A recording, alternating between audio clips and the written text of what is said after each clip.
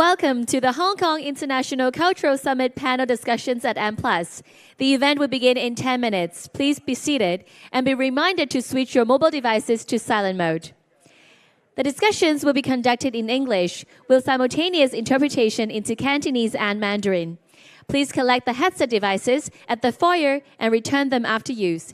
Thank you for your cooperation.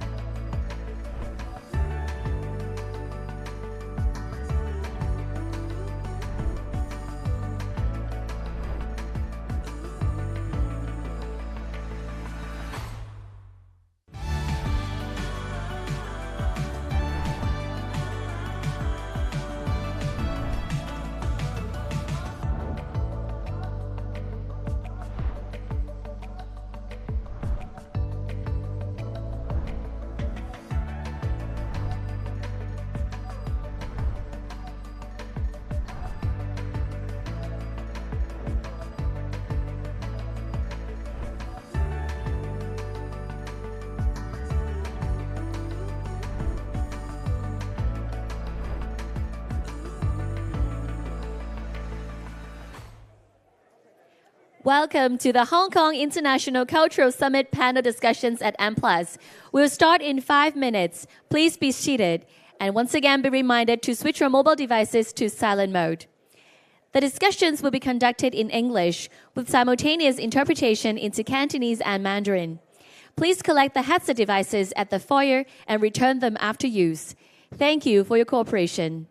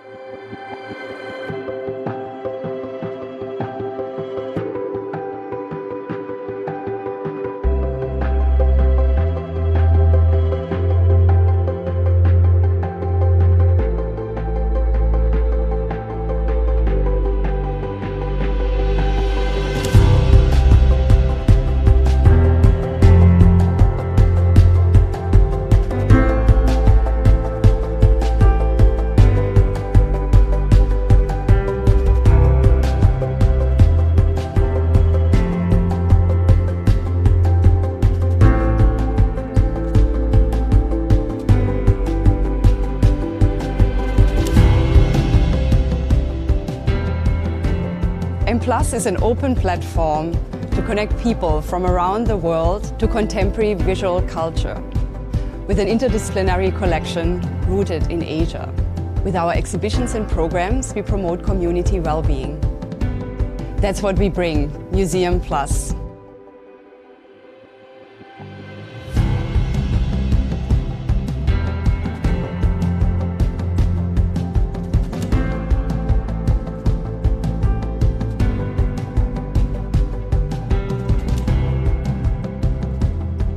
我们善用独特的策展角度和国际视野，透过具特色的展览，推广中国文化艺术的传承及中西文化交流对话，呈现多元化创新的教育活动。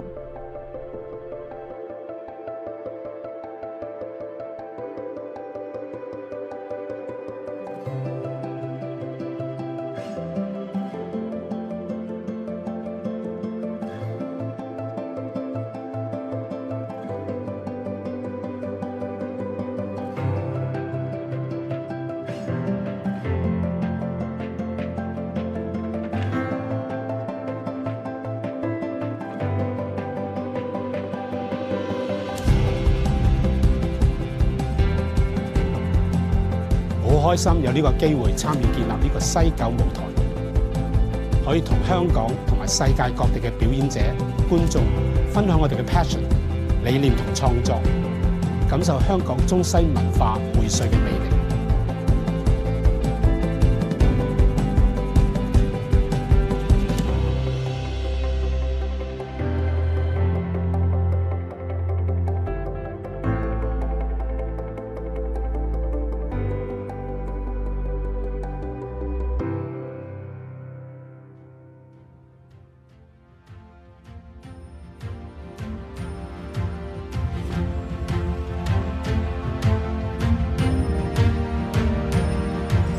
Distinguished guests, esteemed speakers, ladies and gentlemen, good afternoon.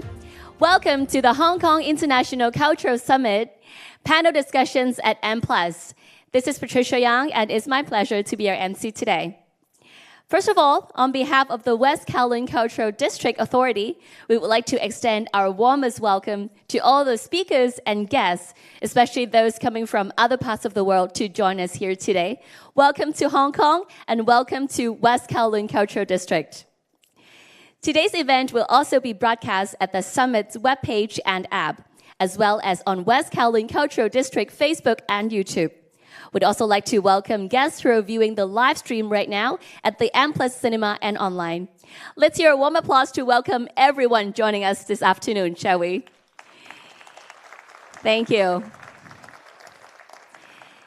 The two panel discussions today will be conducted in English with simultaneous interpretation into Cantonese and Mandarin.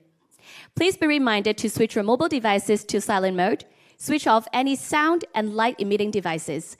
Flash photography, video, or audio recording are prohibited. Thank you for your cooperation. The Hong Kong International Cultural Summit is a highlight event of the Hong Kong Art Week and the largest international cultural conference ever staged in Hong Kong. With the theme of connecting cultures, bridging times, the summit is set to be an extraordinary confluence of global cultural intellect and vision. The authority has invited eminent speakers from around the world to exchange views on topical issues related to the future development of cultural districts and museums. Before we start the panel discussions, please join me in welcoming on stage Mr. Bernard Chan, Chairman of the M+ Board, on stage for a few words. Please welcome Mr. Chan.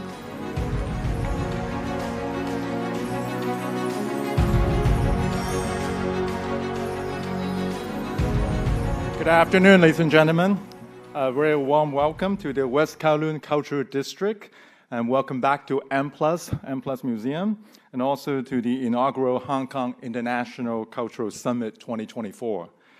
It is my great pleasure to welcome over 1,000 creative luminaries to the summit for 3 days of engaging collaboration.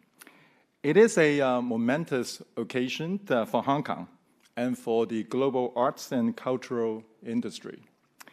Since M+ opening in November 2021, the museum has moved beyond a conventional institution.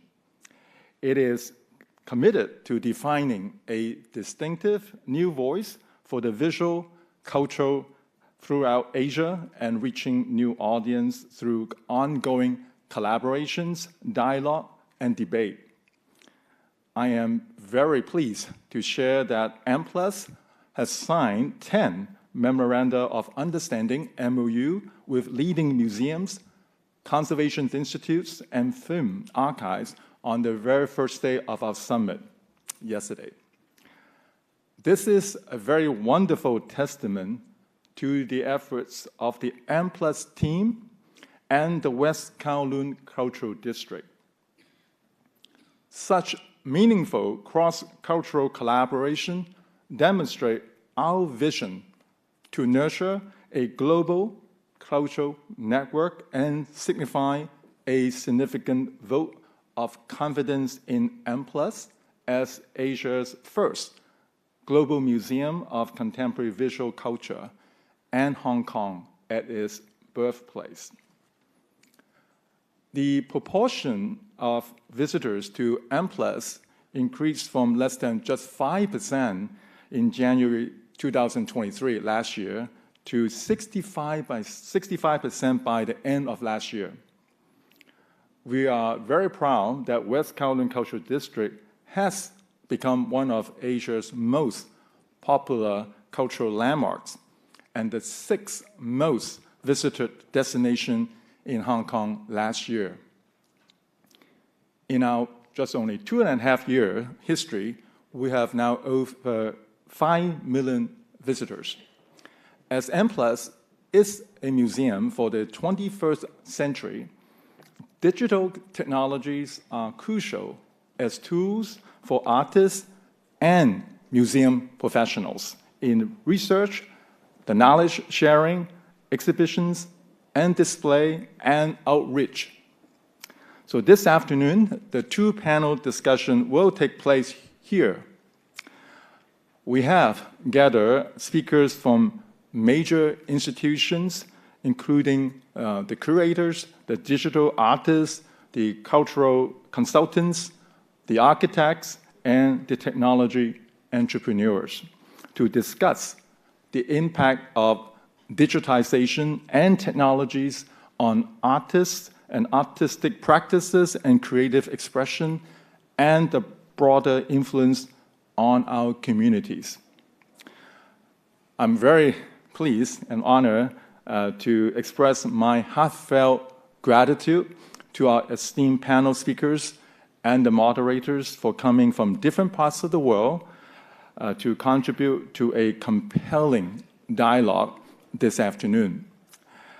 Thank you for joining us today. I know many of you come to Hong Kong Pacific for this, but beyond the summit, I'd like to invite everyone to explore the district, our museums, and the West Kowloon Cultural District, and to experience the vibrancy that Hong Kong has to offer. I hope you will enjoy this afternoon's discussions, and I wish you all a very fruitful and enjoyable experience in the Hong Kong Art Week. Those of you who attended this morning's session, I know our chairman of the district, Mr. Henry Tang, reminded everyone, please spend money in Hong Kong. I won't do that, but because I'm sure once you get a chance to walk around and experience what Hong Kong can offer, I'm sure you're going to spend the money, so I don't have to specifically say it to remind you. But once again, thank you for joining this afternoon's session. Thank you. Thank you. Thank you very much, Mr. Chan, for the welcoming speech. I'm sure we're very excited about the upcoming panel discussions as well as the programs following up in the next few days in the summit. Well, our first panel today, Promise of Digital, explores the profound impact of emerging technologies on the global ecology of arts and culture and features leaders of arts and cultural institutions from around the world. Before I introduce our panel members, we would like to let you know that if time allows, there will be a Q&A session by the end of the panel discussion. So please feel free to send your questions by using the HKICS app. There will be a Q&A function where you can submit your questions. Now we're delighted to introduce today's panel on Promise of Digital. First of all, our panel moderator, Dr. Andres Zanto. As cultural strategy consultant and author based in New York, United States, Dr. Zanto advises museums, foundations, educational institutions, and corporations on cultural strategy and program development worldwide. His recent books are The Future of the Museum in 2020 and Imagining the Future Museum in 2022. Please welcome Dr. Zanto.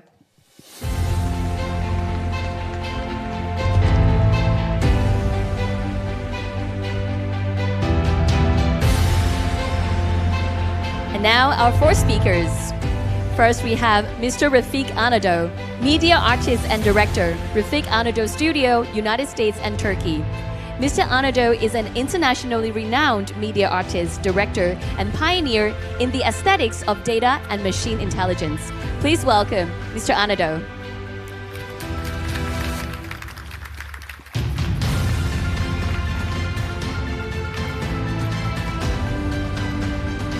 Joining us on the panel, we also have Dr. Marcella Lista. She is an art historian and head curator of new media at Musée National d'Art Moderne Centre Pompidou. Her mission also covers researching and collecting in the Asia-Pacific region. Please welcome Dr. Lista.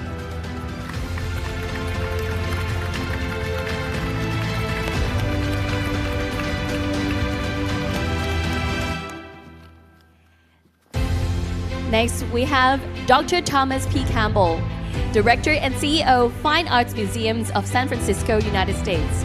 Dr. Campbell served for over a decade as Director and CEO of two major U.S. art museums, the Metropolitan Museum of Art from 2009 to 2017, and the Fine Arts Museums of San Francisco since 2018. Please welcome Dr. Campbell.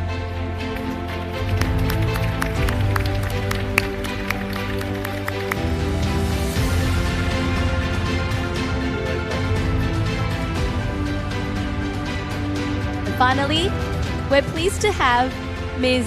Mahalo Uchida, Project Head, Center for Cultural Innovations at Takanawa Gateway City, East Japan Railway Foundation for Cultural Innovations, Japan. Ms. Uchida specializes in the combined field of art, technology, and design. Previously, she served as Senior Curator at the Miraikan National Museum of Emerging Science and Innovation in Tokyo, Japan. Please welcome Ms. Uchida.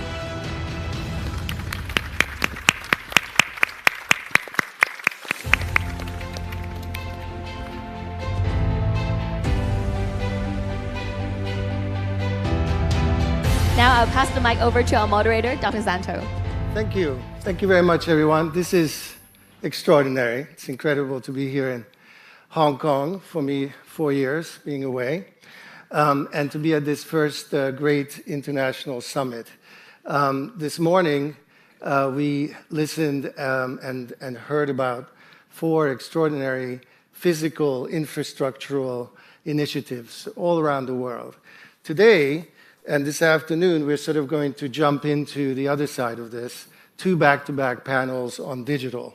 But before we go into digital, I just for a moment would like to honor and celebrate the physical, the analog, because I think for all of us here today who work with museums, that is very much at the heart of our enterprise, these unique objects, these extraordinary creations, to walk through M+, to see these objects, including from Uli Sik's collection, is truly a once-in-a-lifetime opportunity. So we should continue to honor all of those wonderful physical objects. But that said, we're now going to talk about digital. So how are digital technologies changing artistic practices? How are they changing museums? We'll explore this in a number of ways, but we're going to sort of come at it from 2 directions. So on the one hand, digital art opens up just a whole wealth of creative possibilities. Looking at you, Rafik, we are really in the middle of a kind of revolution of art making, and we want to explore what that means and what that means for museums as we have to adapt them to have sort of skills and capacities to engage this kind of new content. On the other hand, we have digital tools that can help us with museum making. They can help us to organize the museum. They can help us to connect the museum to audiences. They can help us to create new kinds of facilities, experiences for the public. So it's a tool of museum making as well. So we'll talk about that as well. But let me quickly set out a little bit of context. I mean, number one, I'd like to say this is all so new. I mean, for most of us, it's really all very new. From a historical standpoint, it's a flash. It took museums about a half century to absorb photography from the time it was invented to really bring it into the museum. It took video 20, 30 years to be taken seriously as a museological concern. Think about this alphabet soup: AR, VR, Web3, NFTs, DAIO, DAO, fractional tokenization, artificial intelligence. These are the metaverse. These are terms that many of us had never even heard of 2 or 3 years ago. I dare say there might be some in the audience who still haven't heard of these terms. So, this is all new to us. It's going to take us a while to absorb it into the museum enterprise. So those of you who are coming from the technology world, don't be too hard on us for not having fully absorbed this into our enterprise. So second, while artists are often among the first to embrace new technologies, the museums, it's a little bit of a different story. We are risk averse. There's a certain amount of well-placed conservatism that's inscribed into the museum. I like to say that we venerate innovation in our galleries, but as organizations, we are not particularly innovative. We are a little bit afraid of risk. That said, and this is the third point, I think we all realize that in order to tap into the promise of digital, we are going to have to change museums. Museums are already changing to tap into the promise of digital. That's going to require new behaviors. And the question, I think, that these two panels this afternoon sort of circumnavigate in one way or another is how do we do that, and how much change do we want? How much change do we tolerate? What's okay, what's not okay? Ours is a sector guided by norms. And conversations like this, I'd like to believe, are a way of feeling our way towards new norms, new agreements, new understandings, new rules of the game around how we're going to do this. So there could be no better group to explore these questions than the amazing group of colleagues gathered here. We have a pioneering digital artist in Rafik Anadol. We have a curator of a famously risk-taking institution, the Centre Pompidou, over there with Marcela Lista. We have a director of an established museum in San Francisco, which is working to recalibrate itself, to adapt to digital, in Tom Campbell. And of course, we have a very lucky colleague who's inventing an entirely new art institution in Manolo Uchida. So once again, please give them a round of applause before they share their ideas. So the way this is going to work is we will have a series of very brief, my panelists have agreed this will be very brief, overviews of some of what they're working on. I'm curious really what this promise of digital means to each of you given where you sit. And as you can see, they all are coming at this from different vantage points. Then we're going to talk a little bit amongst ourselves. If there's time, we'll do a few questions, and that's going to be it. So we're going to start with Rafik. You need no particular introduction to this audience. I think, who's seen a Rafik Anadol work? A sea of hands go up. You're one of the best-known artists working today, working with digital tools. We ourselves have worked together a fair amount. Your studio recently developed a new artificial intelligence model, which we will see in a minute. You have been working on a new, already announced Museum of AI Art in Los Angeles, which has been our great fun project. So tell us about the promise of digital as a tool of telling stories and meaning. Absolutely. So first of all, deeply grateful to be here in Hong Kong, in all together. And but before I start, may I kindly ask for everyone just one simple request? Can everyone please hold their hands next to you for just 10 seconds? If the culture is not allowing you, maybe your heart, just a social moment. Just for 10 seconds, maybe less. Right.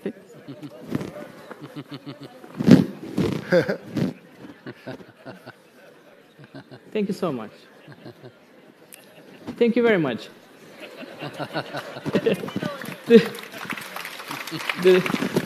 Okay, we're done. We can go now. Yeah, so I'm so grateful to do this together for a reason I will explain you. Is it my microphone? Sorry.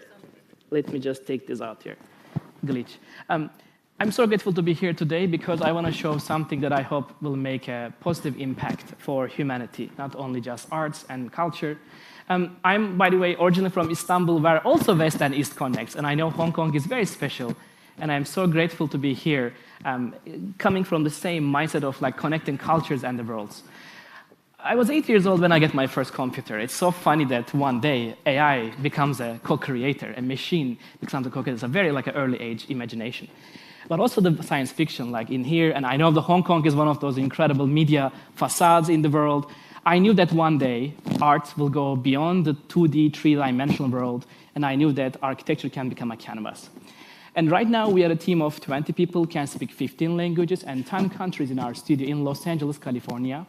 And we are trying to make art for anyone, any age, everyone, and any culture.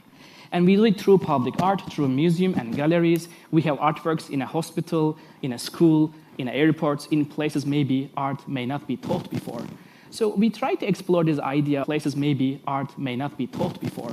So we try to explore this idea also of the machine hallucinations, which I know that has been some sort of, now the keyword hallucination in AI space feels weird, but for artists like myself, programming machines to imagine or create work, this is a keyword that makes more inspiration. And by the way, this idea started 8 years ago, 2016. It was the time I was at Google as an artist in residence, and I learned how to use neural networks and try to create the idea of if a machine can learn, can it dream? And that was like a very early start of the idea of this data pigmentation. I hope that one day, if machine can dream or hallucinate, I thought that that is not a normal pigment or a sculpture we know. Maybe it doesn't have any boundaries. Maybe it doesn't have a Newtonian physics regulations or restrictions. It can be completely like life, like in flux. And over the years, our project has transformed multiple surfaces of pioneer buildings and cultural endeavors. This is Gaudi's Casa Batlló. We received 65,000 people in Barcelona and transformed the legacy of Gaudi into a performative arts with AI and data. And what you see is real-time transforming and never the same, and each performance is unique and transcoding itself in the cloud computation and honoring the 1 billion data points of Gaudi's life. So we try to use AI, not necessarily erase humanity, but instead try to bring and uplift our pioneers and heroes in the culture, in the nature, in the space and beyond. And our work also has been explored this idea of embedding media arts into architecture, seeing beyond the facade, seeing beyond the concrete, glass, and steel, how we can turn information around us, the invisible patterns of life, into different paintings, sculptures, and performances. This is a piece in Las Vegas using a 500 feet long, a very extraordinary, eco-rectangular projection of data pigmentations. And I found that this is fascinating that once we go beyond the boundaries of canvas or the physical reality, there's a whole possibilities. But possibilities comes with responsibilities. As a studio, last 30 years, we also work with Web3 space. So we have wonderful collectors here in Hong Kong in the Web3 space, from Animaka to Jian Chuta and many others. We are very grateful that the field we are creating is not just in the classical gallery world, but I think the Web3, the blockchain, allowed artists like myself to be more in the independent space and create exciting projects. For example, during the pandemic, 2021, get this exciting invitation from MoMA, and specifically curators Michel Coe and Paolo Antonelli and Casey Rias. It was a fascinating time in the hopeless time of pandemic, when the world was closed, the museums were closed. This project truly brightened up our imagination. And we were able to work with 138,000 archives of MoMA. By the way, this data is publicly available last 7 years online, and we didn't do too much about digitization. It was already digitized. But the idea was, what will be this idea of a machine that dreams new vocabularies, new worlds of imagination, without mimicking the original artist? Can we find the new vocabulary? Can we find the new tone? Can we control, and chance becomes the algorithm? So what you see took us 6 months to create an algorithm to let the AI literally demystify the machine decisions and transform this ever-changing artwork by using a microphone, a camera, and a weather station. I thought that it's kind of this living artwork that ever changes over time, like life. And what was transformative to me was, it's not just putting a screen on like a museum. It was a collaboration with art historians, collaboration with curators, painters, carpenters, IT. It's a truly collaborative approach than just a surface level augmentation. And I think that's one of the reasons the work received almost close to 3 million people in the museum, and our average viewing was 38 minutes. I believe this is one of the longest time, which I'm happy to explain more. And after this, of course, possibilities comes with responsibilities. As a studio, we decided to bring our last 10 years of experience into a new institution that we call it Dataland. I know the name has lots of context and discourse, but our hope is really think about the medium that I have been trying to create as an artist, but also artists around working with data and algorithms and imagining like this, pioneering this field and try to bring them together. And to do that, we decided not to just create another institution, but we decided to do it with something that I hope everyone cares, creating an AI model dedicated to nature. Current AI research only focuses on human reasoning and human intelligence, but nature is the most intelligent thing we have. Nature is the most unique, most complex thing we have. So we dedicate our research to nature. To make it happen, we are partnering with wonderful institutions and museums, Smithsonian, Natural History Museum, London, BBC, National Geographic, and we receive more than 500 million images. So what I'll be showing you is completely done in our studio, literally in the studio, and transform this data into almost realistic images. What this AI model does is not only create art, but has a scientific context. Imagine that a trustable AI that can imagine flora, fauna, and fungi of universe, a rainforest. And these are images that we quickly explore. And what is also exciting is this AI can also create text-to-video outputs. It's a fascinating time in AI that is constantly changing. Large language models are taking over all our everyday systems and imaginations. But I do believe that if we create an AI model from scratch, open source, and showing where data comes from, and demystify every single steps of it, it will create a positive impact for society. And I do believe that it is also possible to do it in a different way than just technology partners are creating this incredible work. To do that, we also transform our imagination by going to Amazonia and living in the data. Because AI cannot be just learn cold information. We decided to do this project in collaboration with Amazonian friends and families called Yavanava family. They are living in Amazonia in Brazil, Acre with harmony for thousands of years. We thought that we have to first understand them. What does it mean to be living in the nature in harmony, and then inspire and apply the logic and mindset, and not only open our minds, but also our hearts. The reason I kindly ask you to also hold your hands was a kind request from the chief Nishiwaka, who has been mentoring our research. And by the way, what you see here is not just a video, it is a text-to-image, text-to-video, text-to-sound, and also text-to-scent, meaning this AI has a perfume, and I'm happy to give you a sample. So we are entering in this new world I call generative reality. And I would like to finish this presentation with the words of Amazonian families, who I think we believe will bring more wisdom to our life.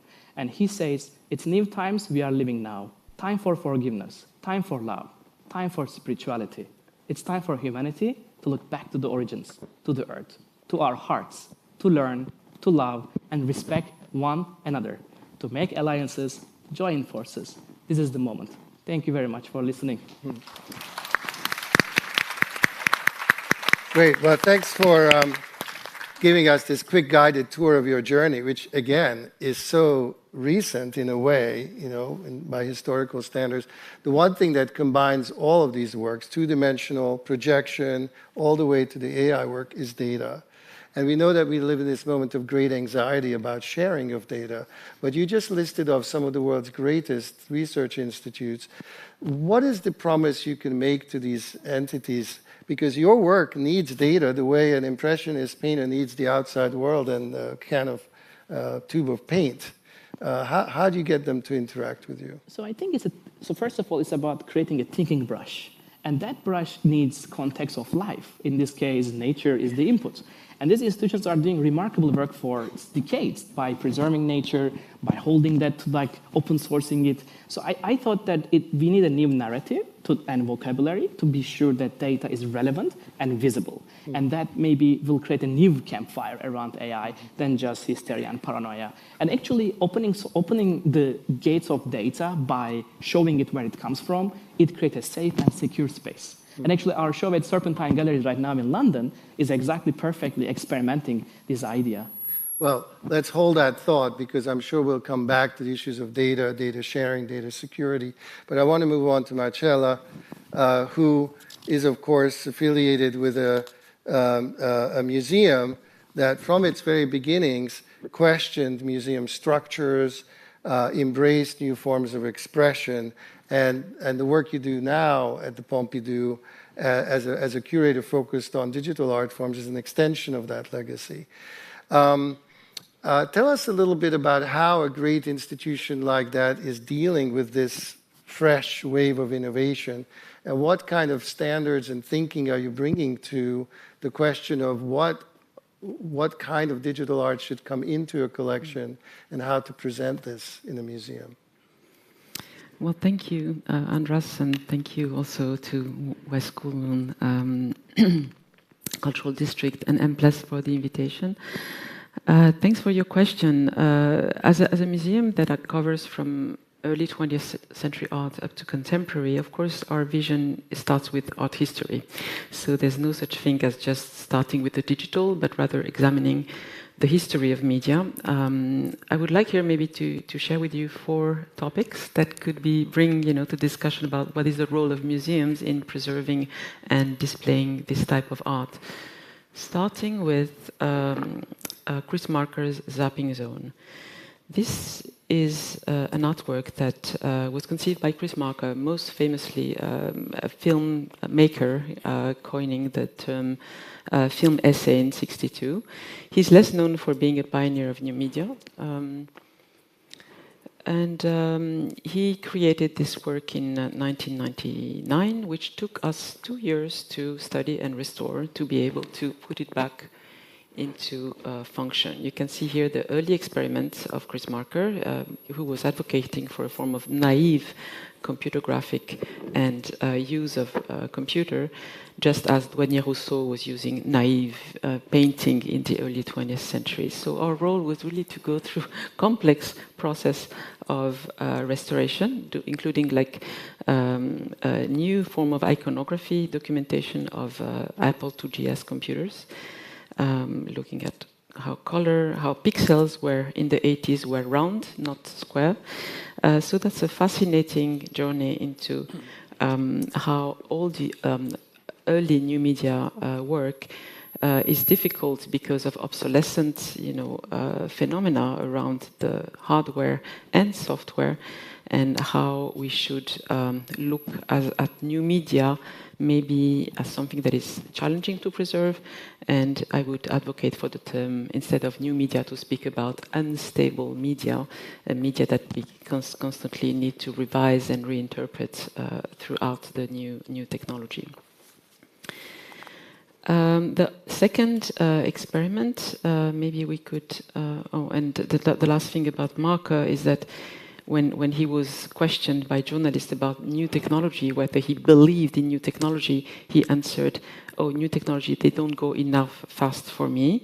And he thought that his work had to actually disappear with the technology that actually created it, so that it would be an ephemeral work. So this is where the vision of the artist and the vision of the institution might be different to some extent. Second project is something we did recently. In 2023, the Centre Pompidou acquired 18 works related to the blockchain, including 15 NFTs, properly speaking. So this endeavor was really to look at this phenomenon of the way artists embrace this technology of the blockchain in various ways that are very medium-specific, such as on-chain works, for instance, which raise new challenges. And those challenges regard the legal and technical aspects of how does an institution, which is a public institution, that is, of course, constrained with a unique, account system. How do we have a wallet? How do we have a crypto wallet, to allow for transactions and hosting NFTs? How do we preserve a work that is on chain and depends on the ecosystem of the blockchain? Our approach was not only to gather these three fields that are crypto artists, conceptual artists, coming from the visual art fields, as well as artists coming from the digital field, and see what they might, what the conversation might be between them, but also to relate them to early attempts in the history of conceptual art to think about immaterial artworks. So this question is not new, unlike what we read a lot in the press about NFTs, that it was the first time we thought about how to acquire an immaterial work. And we put in the vitrine in this room, notably the check by which Yves Klein in 1959 was selling actually what he called the zone of immaterial pictorial sensibility. That was in fact nothing that you could see or grasp. And the protocol, the ceremony for the transaction was that he would exchange this check against gold, pure gold, half of which was thrown into the river, half of which was kept by the artist, and then the collector would burn the check, so there would be nothing left from the transaction. So this is to say that our role as a museum is also to put into historical perspective the debates of contemporary art, and sometimes the tricky illusion that technology and the digital that bring total novelty. It's not always fully the case. Another project I wanted to share with you concerns museography and how to maybe try to archive exhibitions in 3D. How do we think, and this was a challenge, some of you may be familiar with this milestone exhibition that was proposed by the Centre Pompidou in 1985 called Les Immatériaux, which is actually a neologism coined by philosopher of postmodernism Jean-François Lyotard to talk about how information society had deeply changed our relation to knowledge and experience through a form of abstraction process in relation to this field of knowledge. And so the challenging part for this was to use an archive that was incomplete. So to try to render through our virtual rendering of this, the knowns and the unknowns of the archive, also all the blind spots that we could not feel, and to show, and also a challenge because the exhibition itself was dealing with immateriality. So how do we give a sense of this immateriality within a device, a tool that is meant to simulate reality and to visualize in a convincing way something that would be graspable? So the beauty of the exhibition, it went really from, I will not tell you about this exhibition, it's huge, but it went from theater representation up to computers. So with what you're seeing here is the rendering of the last room. But the characteristic was this idea of the postmodern blur that Lyotard wanted to render through the system of walls that were not walls, but these mesh structures, what people could see through. For instance, here we are representing some artwork in the middle of the room because we didn't know. Here we have historical images that overlap the immaterial, virtual rendering, so as to show the various layers that you can, through time. And yeah, here you have another example. And of course, when you click on the image, you get the archive, displayed.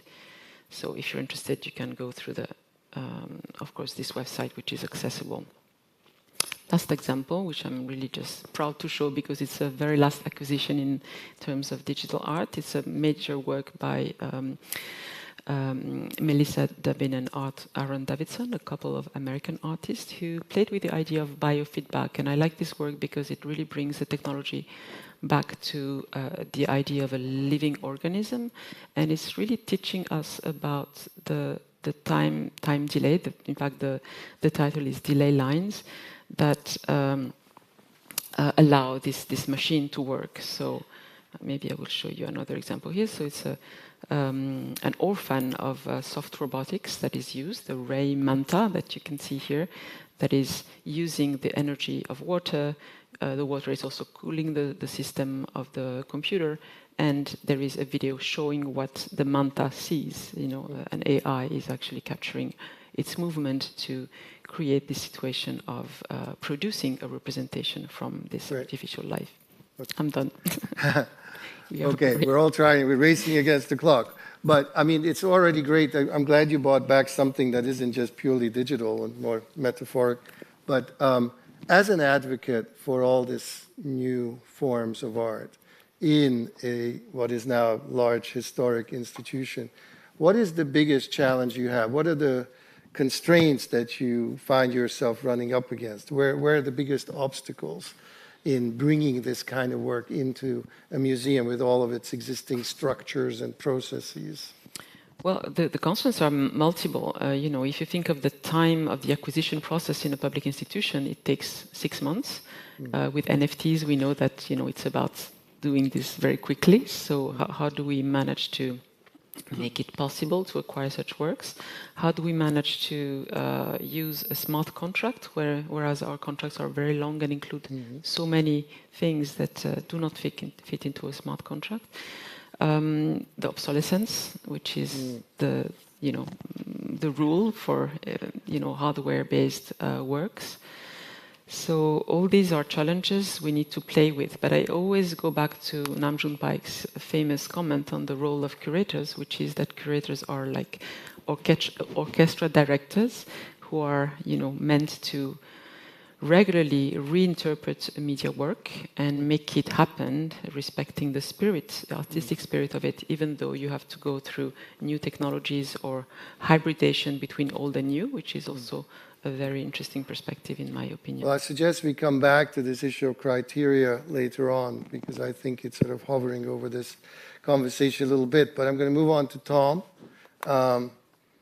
You definitely come from the world of analog art. Your specialty relates to the most incredible analog artwork, some of the most incredible analog artworks created, which are these huge tapestries that took armies of craftsmen to make in their own day. Nonetheless, at the Met, when you were running the Met, you set up a very large digital media department, big push into digital there, and now at the Fine Arts Museum, pushing forward, obviously, right next to Silicon Valley. We worked together on something called the Museums of Tomorrow Roundtable, which Suhanya participated in, which is all about creating conversations between the worlds of technology and art. Quite an interesting experience. With all of those things in mind, tell us a little bit about what you're doing in your current museums and how that illustrates sort of the challenges and opportunities of adapting existing large museums to embrace this work. Thank you. Well, good afternoon, everybody. I'd also like to thank the West Kowloon authorities for inviting me, and especially Suhanya, Director of M+, for inviting me out here. Andres, you referenced the way that technology is changing audience behavior. And I think that is one of the key factors in museum leadership in the present day. Things are changing so fast. And I just want to look at 5 milestones that I think have really defined development in the museum world over the last 25 years.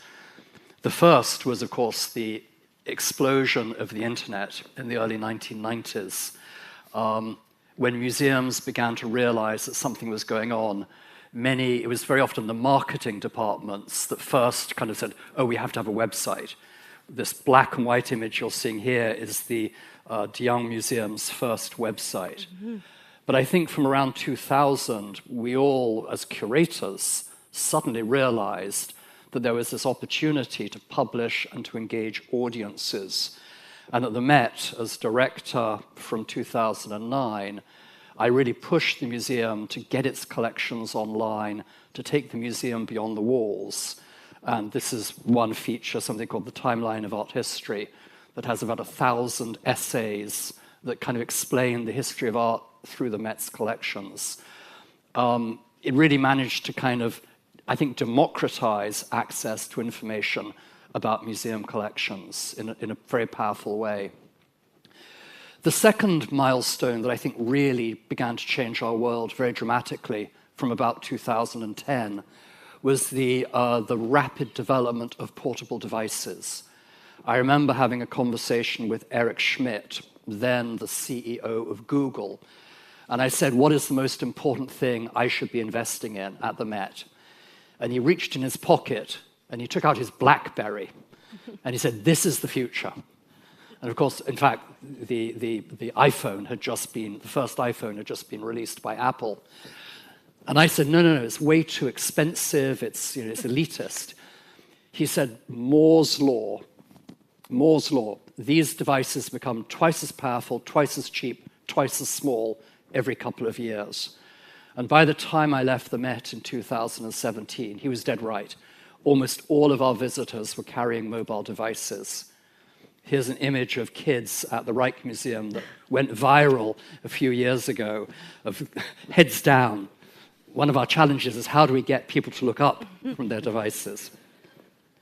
But in a way, the answer to that came with social media, Instagram, Facebook, Snap, TikTok, where people began engaging with works of art, wanting to portray themselves, wanting to show themselves interacting.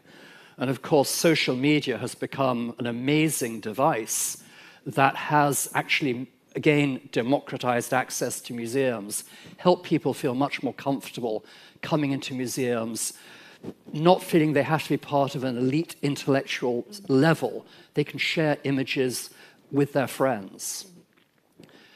I think a fourth milestone that is really kind of breaking over us at the moment is the whole movement of immersive experiences. Art has always been immersive, tapestries, Gothic cathedrals, but this new digital immersive experience that can turn an empty, blank warehouse into something like this TeamLab immersive experience is extraordinary. Now, this is the TeamLab experience with which the Asian Art Museum in San Francisco reopened 2 years ago. It costs more than $3.5 million. That's one of the problems. This is very expensive at this point. So by and large, this is happening in a realm of commercial entities. The Pace Superblue entity, for example, where you've got the kind of capacity to invest. It's very challenging for museums to match that. And then the fifth milestone, AI. This is a still from Alex Garland's 2014 movie, Ex Machina, in which Alicia Vikander plays a robot of superintelligence who basically realizes she's a robot, kills everyone around her to escape. And I think in a way that really characterizes our initial response to AI. It's a fearful one. At the Fine Art Museums, we organized an exhibition in 2020 called Uncanny Valley about AI in art and the way that algorithms are increasingly ruling our lives. This is a work by Stephanie Dinkins where she engages with a robot, asking it questions about race, about sex, about relationships. This is a work by Ian Cheng that's actually in the M+ collection, where this entity lives in the digital realm and grows and is fed by interactions with visitors. We're clearly in a period where we're going to see an explosive growth of art that is made in partnership with AI. We've just heard about Rafiq's amazing work. For me, as a museum director, where I'm really excited in this moment is where AI takes us into the next level of audience engagement. Museums around the world have now spent 30 years transferring analog data into digital data. But it's all so siloed. We all have our own databases. With AI, we have the capacity to unlock all of that information, to deliver it to our visitors at the sort of the level of knowledge they have about the world, about art, in their own language. Andres referenced this Museums of Tomorrow roundtable we had in San Francisco back in the spring. We went and visited the Google headquarters and met with their AI team. They told us that they had expected their AI model to take 5 years to learn Urdu, the language Urdu. It had taken 2. Within the next 12 months, I believe, we will have the next equivalent of, whatever it is, the mobile devices that will be able to give us information about art, drawing on decades of research in whatever language we choose, whatever voice we want it in. It's a frightening prospect, but it's also extraordinarily exciting as we think about how we make our collections, our knowledge, accessible to our visitors. Well, thanks, Tom, and thanks for pointing out the fundamental issue, which is that museums, you're here to share all this with the public and make it intelligible to the public. But I just want to come back for 1 second to the point you made about TeamLab and how expensive it is and how much of this innovation currently exists in the commercial sphere. There are those who have long said, relative to museums, let the private sector sort out the bleeding edge innovation. Even as regards contemporary art, let the private collectors take the risks. Let the galleries and sort all that out. And when the dust has settled, then it's time for the museums. And as a practicing museum director, knowing how rapidly things are moving, how do you feel about that?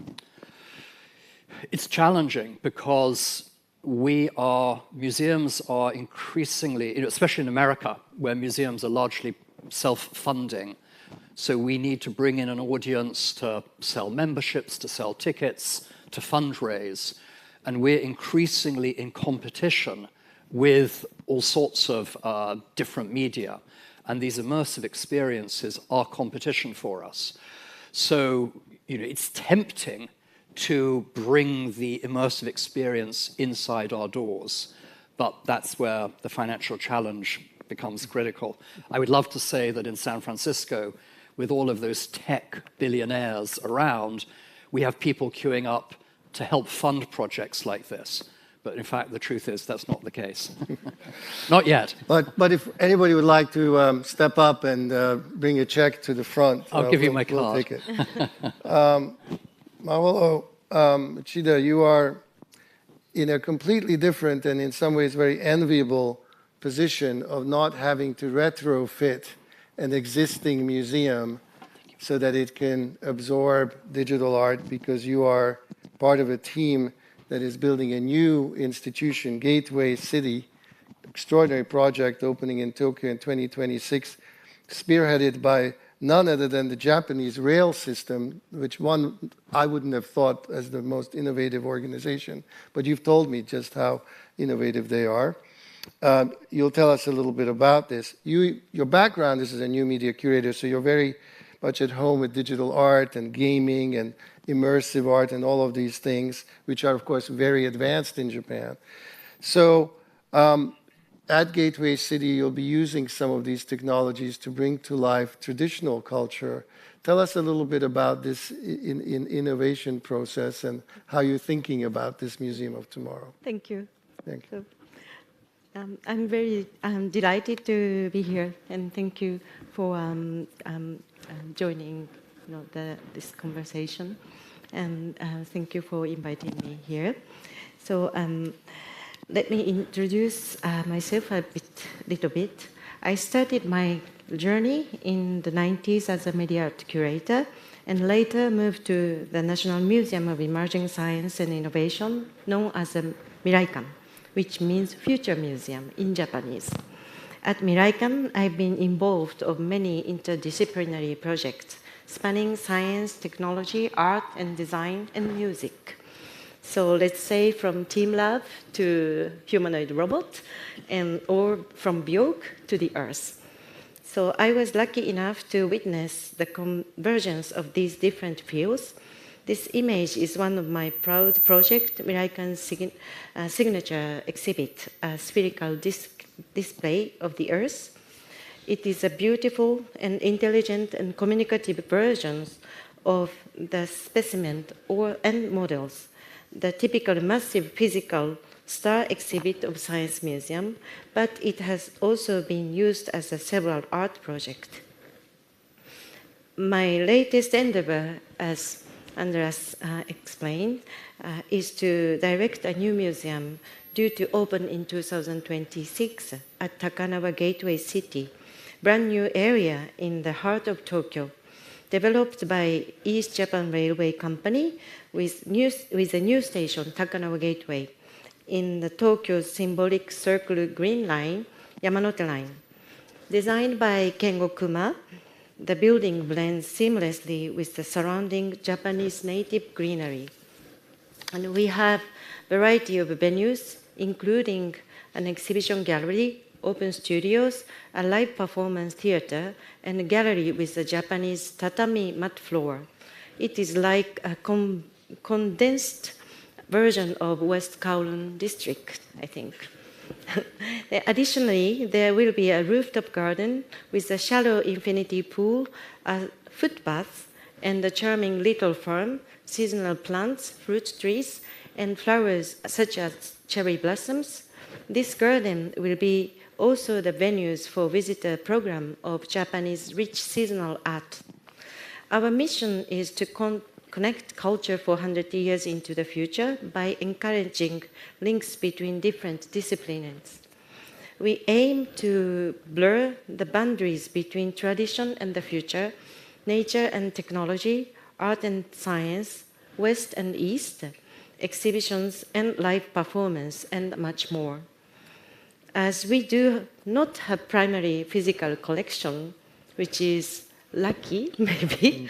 So instead, we try to document our programs and visitors' experience as much as possible and make them available in digital format as a collection for future visitors to experience. We also aim to bridge the culture and age gap in communicating or understanding. We do this by linguistically and semantically translating various traditional art forms, local culture, and even pop culture, along with Japanese long history and unique context. By running with railway company, we plan to create a unique program connect to the railways. So this will bridge the gap between sectors and areas, urban and rural, and promote cultural exchange between the museum and the public space and stations, and also the wider local areas connected by the railway. All of our goals will be realized through digital technologies. Normally, I'd like to show you more and videos and photos, but I'm the only one who followed the limitation of 5 slides today. Yeah. So I allocated 3 additional slides for today's the theme of this session, Promise of Digital. So what is the impact of digital technology on museums today? Let's take a closer look. And then also you have to excuse my kind of poor drawing. So, and traditionally, museums have been physically structured that house treasures and are visited by real people. There are 3 main elements: the building, and the physical treasures, and the human visitors. Do you agree? But with the advent of digital and internet technology, now we have 3 additional elements: online space and treasures in the several form of data and online users. Museums have extended their reach through websites, digital archives, and online communities. Visitors now engage with museums virtually, accessing video contents, social media, and online shops. We can say that museums have moved beyond the physical buildings to become multi-faceted digital institutions. Would you agree so far? Thank you. And looking to the future, I think the museum will continue to change in response to the changes in our world. First, led by works of contemporary art, museum activities will expand into the city, other public spaces, and the home or even wild nature.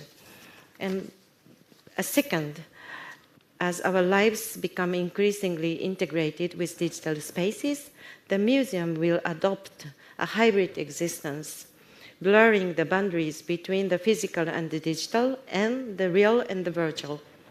Visitors will enjoy a multiverse of life, and so will the museum experience. What would the treasure be? So the idea of authorship will be extended to a wider public, including AI and robotics and other unknown human-like beings. The museum in the future will transcend traditional categories, redefining of beauty, originality, artifact, and public and private, and even time and space. I think in the future, the museum will function as a collection that captures the creative moment and processes of all human-like beings or the natural environment. We have captured a physical world so far, but in the future, the world itself will be digitized, informed, preserved, and museumized by digital technology. The promise of the digital has only just begun to free humans from the physical limitations that have been the greatest treasure of the museum. Mm-hmm. Thank you. Thank you so much. Yes. So we have very little time for dialogue right now because we started late and I'm still being told we have to finish on time. But I mean, we've covered already a range of issues and we're leaving a lot to the next panel as well. We've talked a lot about all these different forms of new art. We've talked about some of the difficulties in bringing them into the museum. We've talked about unstable media. We talked about some legal and ethical issues that were mentioned around obsolescence of digital media. We talked about the changing audience and the way the audience relates to this. We've talked about how we will mobilize expertise in new ways in the age of AI, and indeed completely new institutional forms. One thing I'd like to quickly talk about is really what this whole conference is about, which is connections across the world and across institutions. I think it's fair to say that to unlock the promise of digital, we have to collaborate within our sector and outside of our sector. And I just want to ask anyone of the group of how you see that happening. How can we actually forge deep collaborations with the technology sector, with new donors, and indeed amongst ourselves to have the ability to deliver on all this promise? Whoever. Tom? I think we're heading in that direction. I mean, museums, we're sort of in competition to try and get people through the door, and we've sort of held on to our collections and our exhibitions. But I think in recent years, there's been a big movement because of digital towards a more sharing mentality. I mean, we've got Wim, from former director of the Rijksmuseum, in the audience, which led the way by putting all of its collections out on an open commons license. And that was an example I followed at the Met back in 2017. Not all museums are there yet, but I think we are moving forward in that way. Yeah. And I think that with AI, there will then be this extraordinary capacity to kind of work across all these different platforms. So that's something I'm very excited about. Now, how we stop the AI hallucinating, how we have some kind of curatorial control is something we're still thinking about. So at the Fine Art Museums, we're kind of trying to figure out a way of having an interface that will be a kind of curatorial control to kind of have some sort of quality control of the information that will be disseminated. So you work with a lot of these guys. Yes, I mean, 2012, when I moved to Los Angeles, I'm an independent artist. I don't have a gallery representation, so I'm not a part of the directly art ecosystem. And the ideas were kind of sometimes alone. And by the way, huge respect and love to Peter Weibel, who founded ZKM 2008, when he just told me, like, don't worry about the world, just believe the idea and push forward. And 2012, when I met with our friends at Google and NVIDIA engineers, and they were completely ready for innovation. And I found so much positive impact through collaborations. By the way, they are not like a ready buttons. They are not like a shortcuts. They are literally enhancing the possibilities by creating custom softwares, custom hardwares, like pushing that. I mean, like Namjoon Paik was also pushing in other like worlds and so forth. But I think there's an amazing possibilities once the technology leaders also becomes a part of the culture leaders. I think those worlds has to collide. And the other thing is, I think AI needs demystification. I believe museums and galleries and society is the place to demystify this. And I believe there's a massive possibilities for humanity to come to museums, to really understand what is next for humanity. So I'm very excited, and I'm pretty confident that tech giants are ready for, at least the people I'm constantly in dialogue with, are very happy to contribute to the new era where we will question reality, we will question creativity, and I think we are entering into generative reality. So I think we will need a lot of dialogues and conversations with them. Yeah, the other question we haven't answered, and I know we have to wrap up quite soon, is this whole question which you mentioned, Marcello, earlier, and I know you're working on it, which is, you know, we've had decades, centuries to think about criteria that we use to decide what to add into a museum collection. Here you have an art form or a set of art forms which is new. The discourses around them are new and not very well developed, if I might say. It's deeply interwoven with commercial interests. You know, look at the NFT market. I think a lot of museums felt a lot of pressure to jump in. Maybe they feel good that they didn't jump too hard. So how do you create these criteria around, how do you make these decisions? How should museums think about making these decisions with these very, very new products of innovation? Thanks for the question, but it's a big question, actually. It's difficult to answer in one line.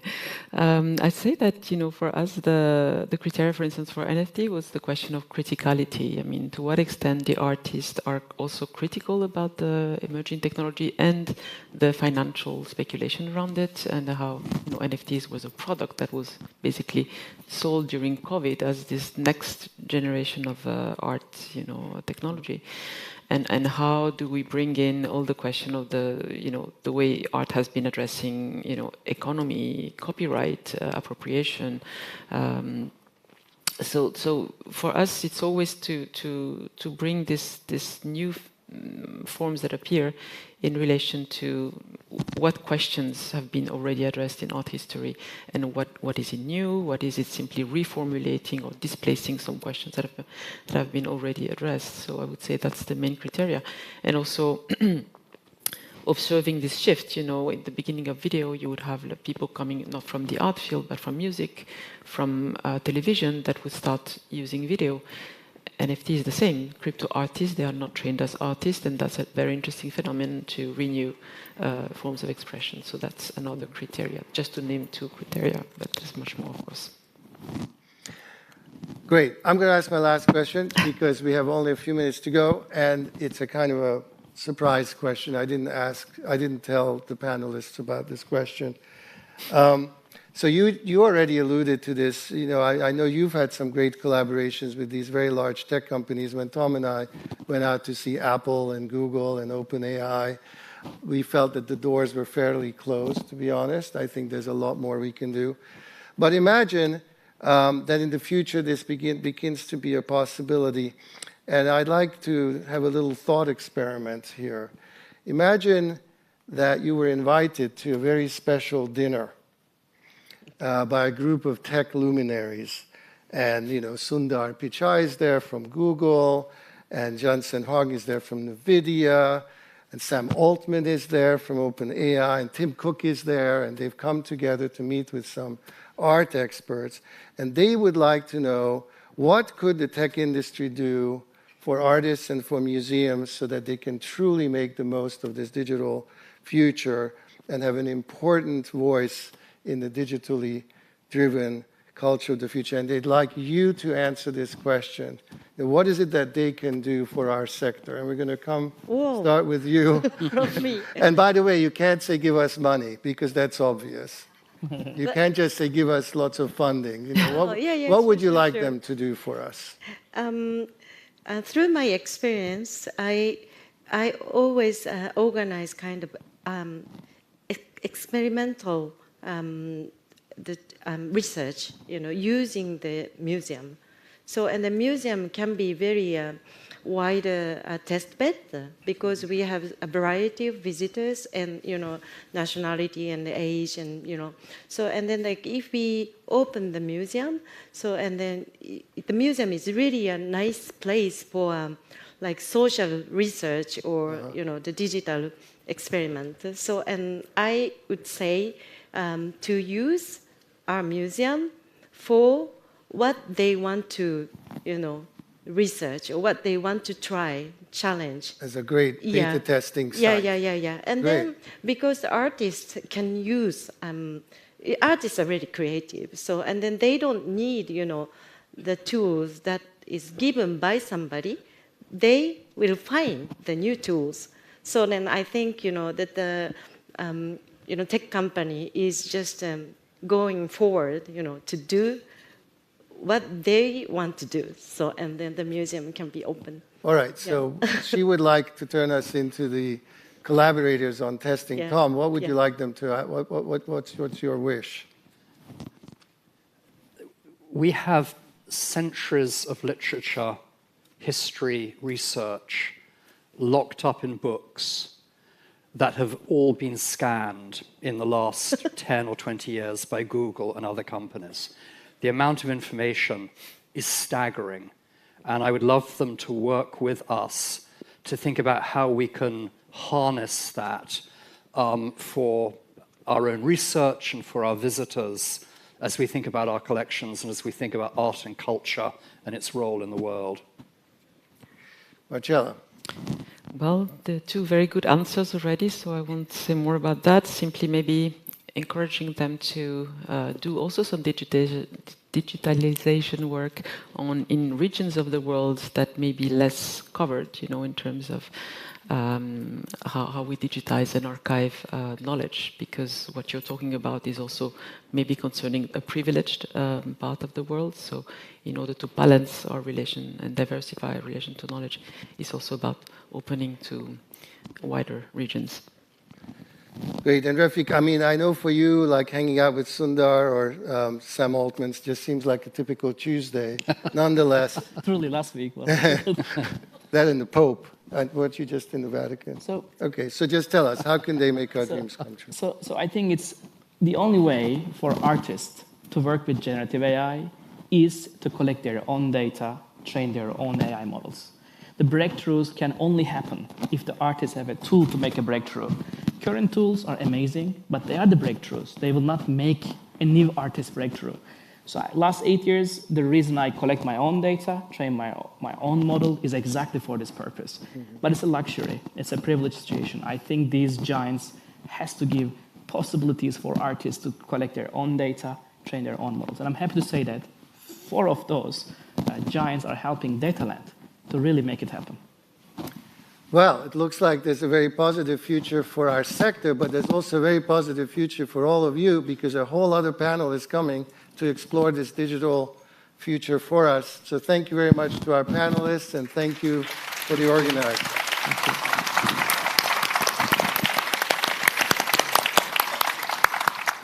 Thank you.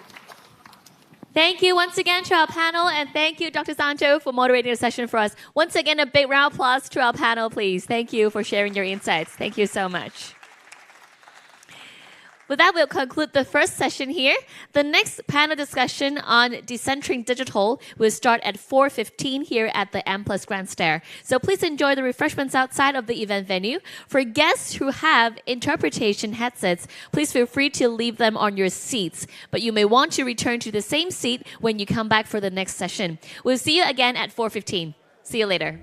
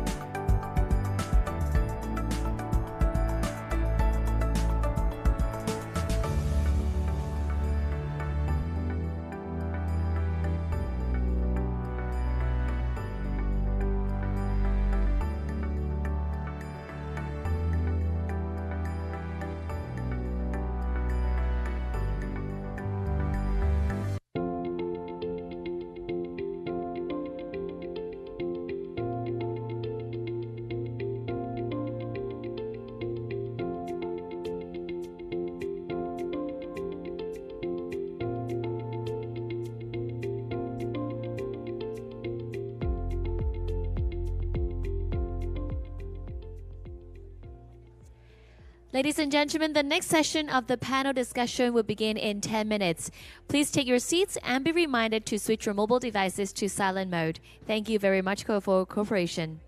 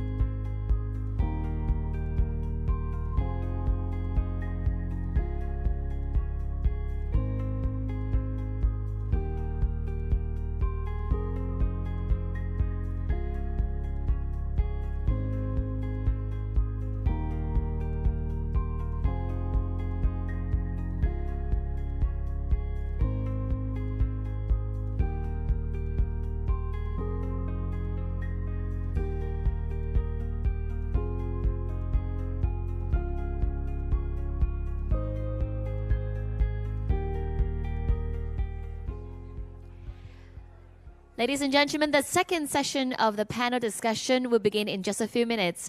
Please take your seats and once again be reminded to switch your mobile devices to silent mode. Thank you very much for your cooperation.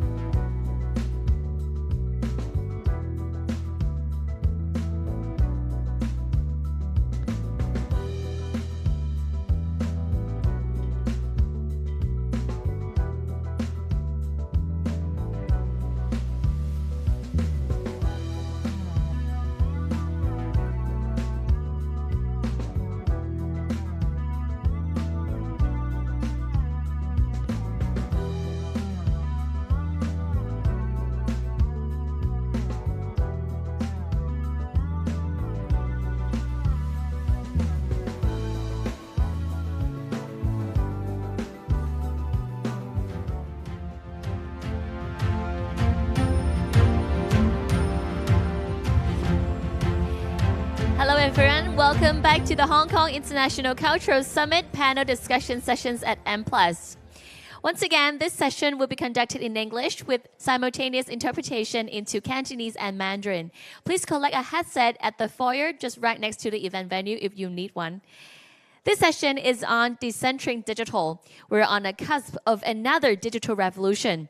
Generative artificial intelligence, blockchain technologies, and decentralized digital economies promise to reshape fundamentally the way we live, create, and communicate. Today, we're joined by experts from different disciplines to explore the possibilities and boundaries of digitization. At the end of the session, if time allows, there will be a Q&A session. Please feel free to make good use of the HKICS app, where you can use the Q&A function to submit your questions.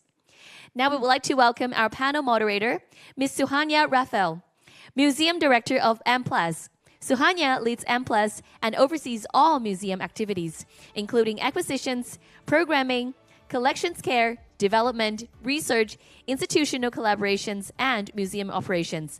Now please welcome Ms. Suhanya Raphael.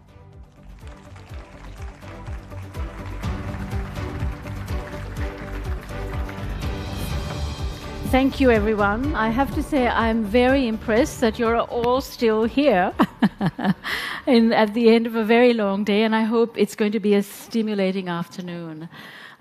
Decentring digital is really an expansion of the first panel that we had, and perhaps thinking more about biological intelligence as well as artificial intelligence in the mix.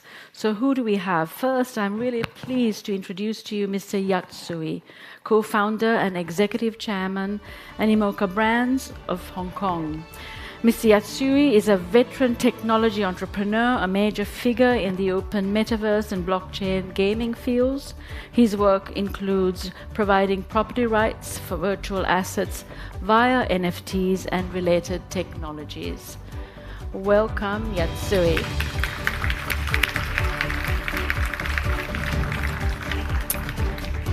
Next, we have Professor Michael John Gorman, who is Director Designate MIT Museum, United States, and the founding director of Biotopia, a new museum of life sciences and environment in development in Munich, Germany. In 2012, Professor Gorman founded Science Gallery International with the goal of bringing science gallery experiences to a global audience.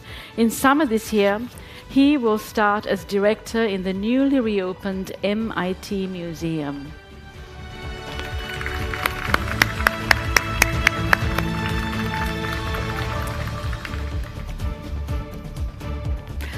Our third panelist is Ms. Maria Wills-Londoño, who is now independent curator just in a few weeks, but before that former director of the Banco de la República Art Museums in Bogotá, Colombia.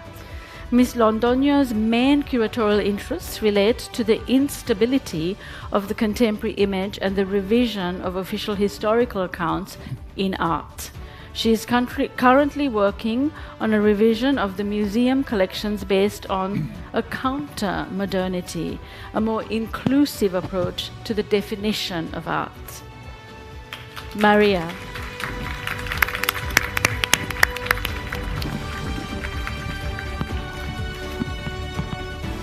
And finally, I'd like to welcome Mr. Ma Yonsong, architect and founder of MAD Architects China. MAD Architects is committed to developing futuristic, organic, technologically advanced designs that embody a contemporary interpretation of the Eastern affinity to nature, with a vision for the city of the future based in the spiritual and emotional needs of residents. MAD endeavors to create a balance between humanity, the city, and the environment.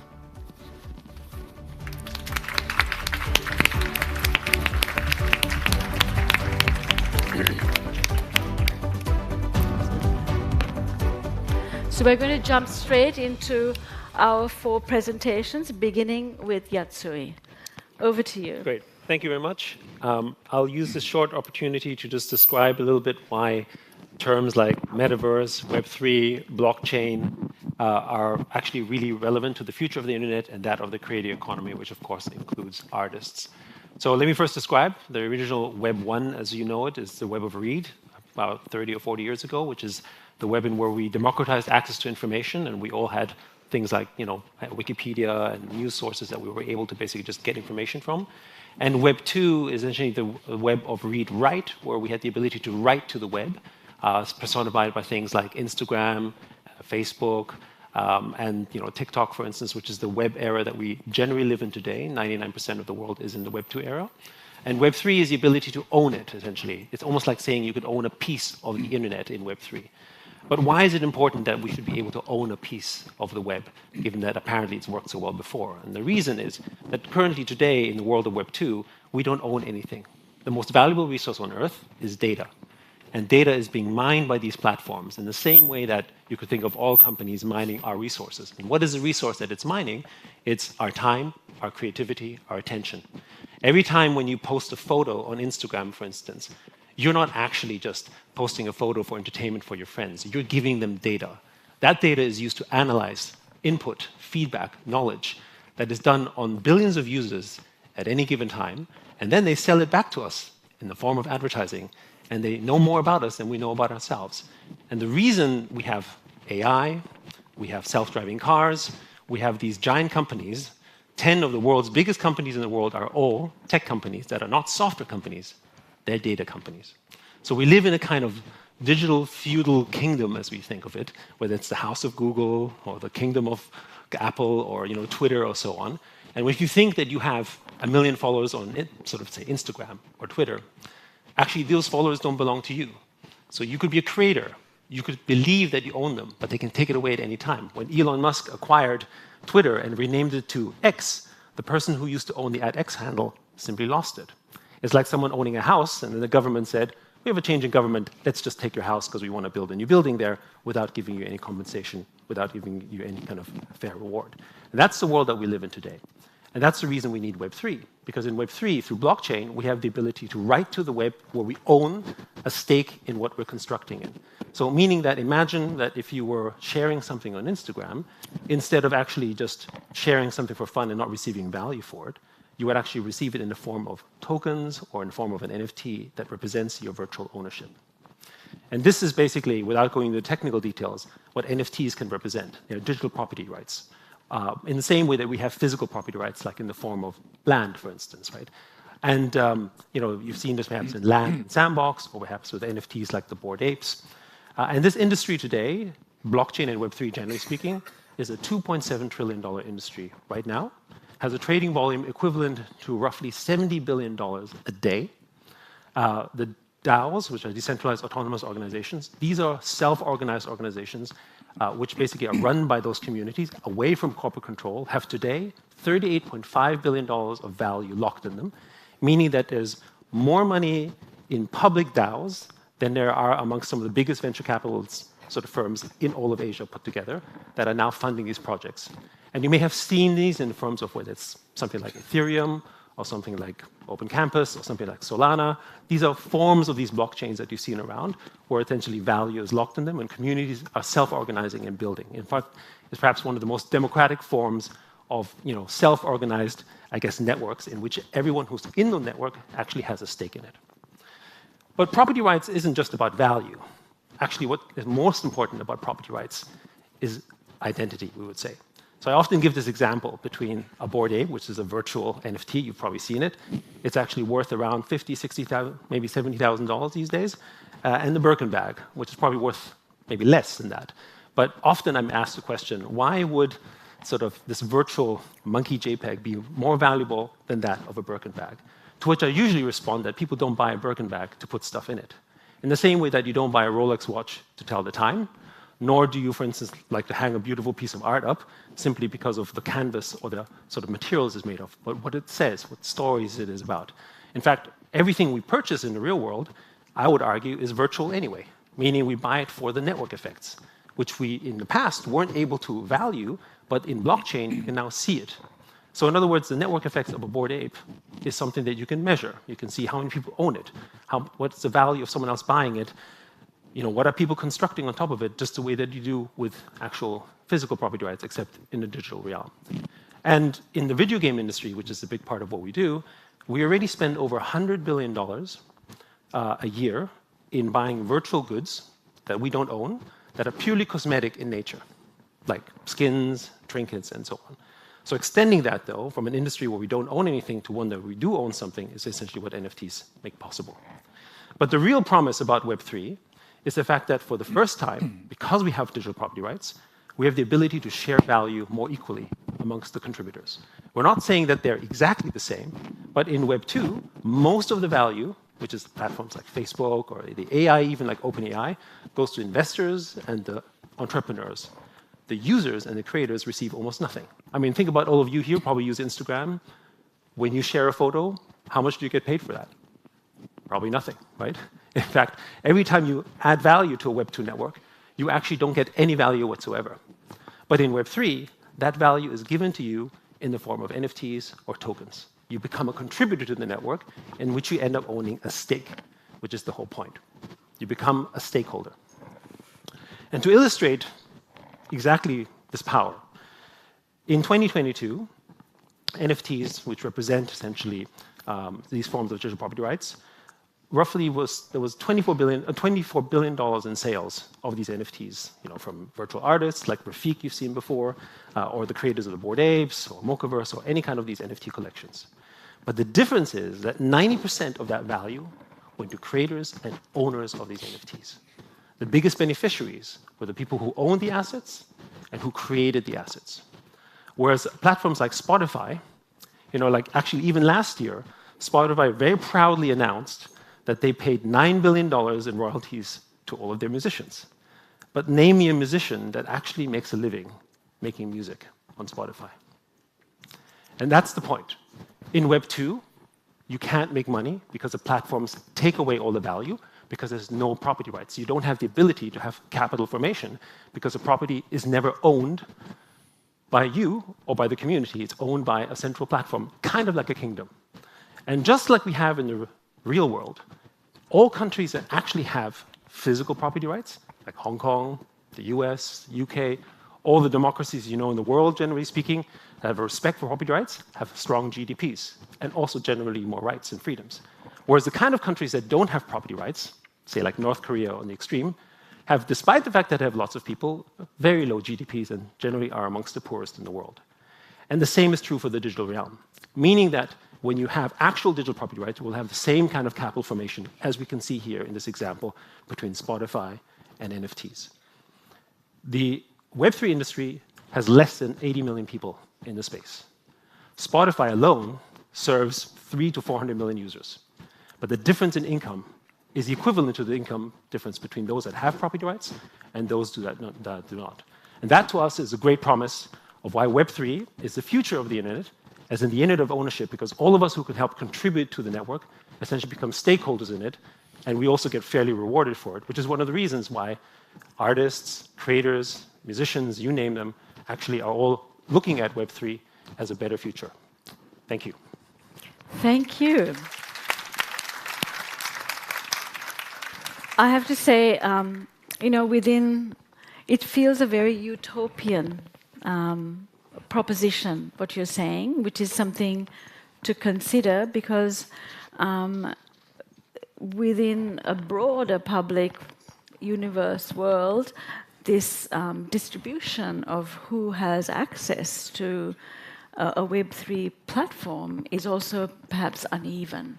But at the same time, the suggestion that this is a more democratic way of organizing how people make, get rights from what they make, whether they're creative people or not, is a moot point, because I think part of the work of institutions and curators is a critical relationship to creativity, a critical relationship to lived experience and history, and how that is then absorbed and considered within Web3 is, I think, yet to be understood. But it's very nice to have a proposition like this, Yatsui. So thank you, and we'll move straight on to Professor Michael John Gorman. Thank you so much, Suhanya, and thank you most of all for the invitation to be here and to be part of this really vital and urgent conversation. So I'm going to start with perhaps a counterpoint a little bit to the talk that we've just heard. There's an author, a novelist called Jonathan Ledgard, who some of you may have heard of. Jonathan Ledgard is no ordinary author. He's also a tech visionary. And he wrote a couple of years ago, and I quote, "The greatest failure of the digital age is how far removed it is from nature. The microchip has no circadian rhythm, nor has the computer breath. The network is incorporeal. This may represent an existential risk for life on Earth. I believe we have to make a decision. Succumb to pushing more of our brain time and economy into unnatural online constructs, or build the digital anew in a way that is rooted in nature." And this panel is on the topic of decentering the digital. So I want to kind of open up this idea that maybe we need to move slightly to one side from the digital world and seek ways to reconnect the digital with the natural world. And I should say that Jonathan Ledgard is not a Luddite or an anti-technology person. I mean, this is someone, his proposal actually is to introduce what he calls interspecies money, to give other species financial agency and to allow them, for example, to allow a giraffe to hire a security force so that it would be protected. So he's in no way saying this is based on blockchain technology. So he's in no way saying we shouldn't embrace these technologies, but perhaps we need to rethink how the digital world is connected to the natural world. And this connects with what we heard earlier from Refik Anadol. Did any of you see this creature before? Hands up. Okay, very few of you. Okay, so what is this? Sometimes known as a toadfish.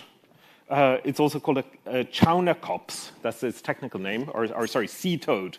And some people may think this is an image created by generative AI, but actually it's not. Actually, it was discovered for the first time only a few weeks ago in an exploration of undersea mountains off the coast of Chile.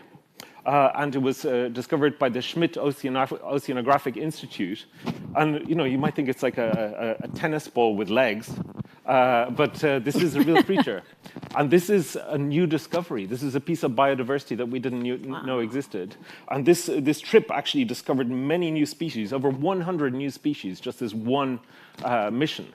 So you might think this is grounds for hope. This is, we're discovering new species every day. There's a real wealth of the natural world that we haven't come across yet. But not to be too pessimistic, we also have 1 million species that are facing extinction, at risk of extinction. 1 million species, which, if we don't do something about it, the only way that you will be able to experience these is in a Refik Anadol installation in a museum, rather than in the real world. So somebody seems to be connecting their phone to the... Oh, no, it's only here. Okay, fine. So what can we do about it? It's a very serious problem. And, whoops, sorry. So one thing that is an important attempt to address this was the Kunming-Montreal Global Biodiversity Framework, which was announced about a year ago, and which has this goal, the 30 by 30 goal. So the goal is that 30% of the Earth and of the oceans will become areas of natural conservation by 2030. So it's a very ambitious goal. And they are also saying that at least $200 billion per year will be spent on conservation by 2030. This is bold and also very interesting and exciting. It also brings many questions. How do we avoid making the same mistakes that have been made in the past? For example, in fencing off conservation areas, rather than in thinking of our cities as multi-species cities. Also the question of biodiversity credits and biodiversity trading. What does it mean to have a biodiversity offset? Does that mean if you can kill a rhinoceros as long as you save an elephant? So how do we avoid the same mistakes that were made around carbon trading in the world of biodiversity? A big question. We have been focused on developing places to educate young people around these questions, and this is also a very important part of the challenge. So in Germany, we've been creating Biotopia as a new kind of museum to foster three things. The first is curiosity, the curiosity people have for our natural world. The second is empathy, the idea of how can we create interspecies empathy to connect people with other species so that you actually see the world through the eyes of different creatures, whether enabled by technology or not. And the third element is agency. How do we cultivate a sense, rather than being paralyzed by environmental problems, how do we get people energized so that they can do something? And the good news is that this is much easier for biodiversity in some ways than, for example, for climate change. So if you do something for biodiversity locally, if you rewild West Kowloon, for example, you can actually see tangible local results very quickly. Our approach is actually to look in creating this empathy between humans and other species, to look at the behaviors that connect us. So eating and drinking, sleeping and dreaming, sensing and communicating.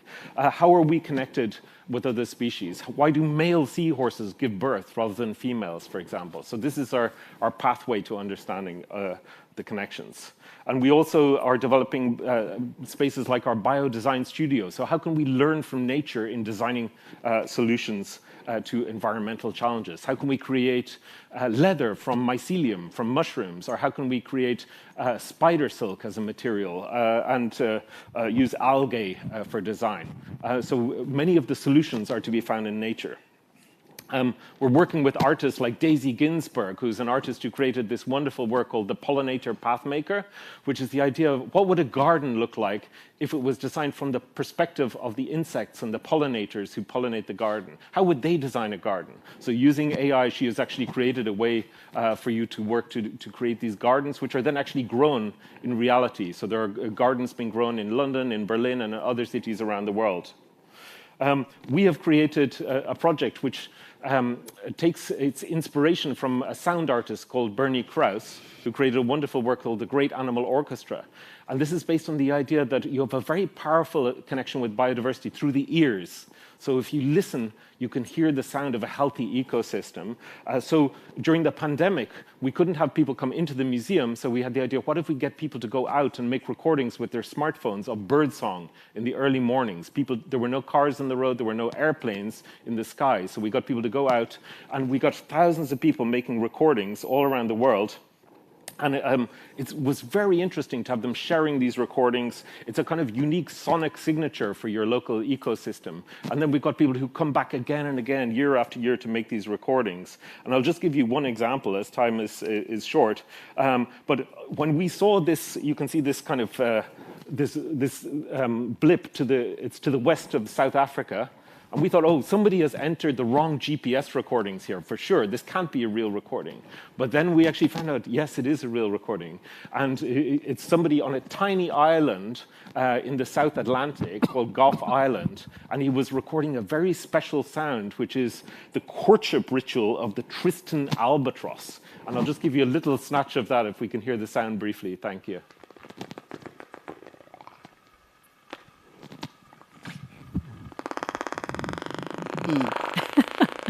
So what a bird song that is.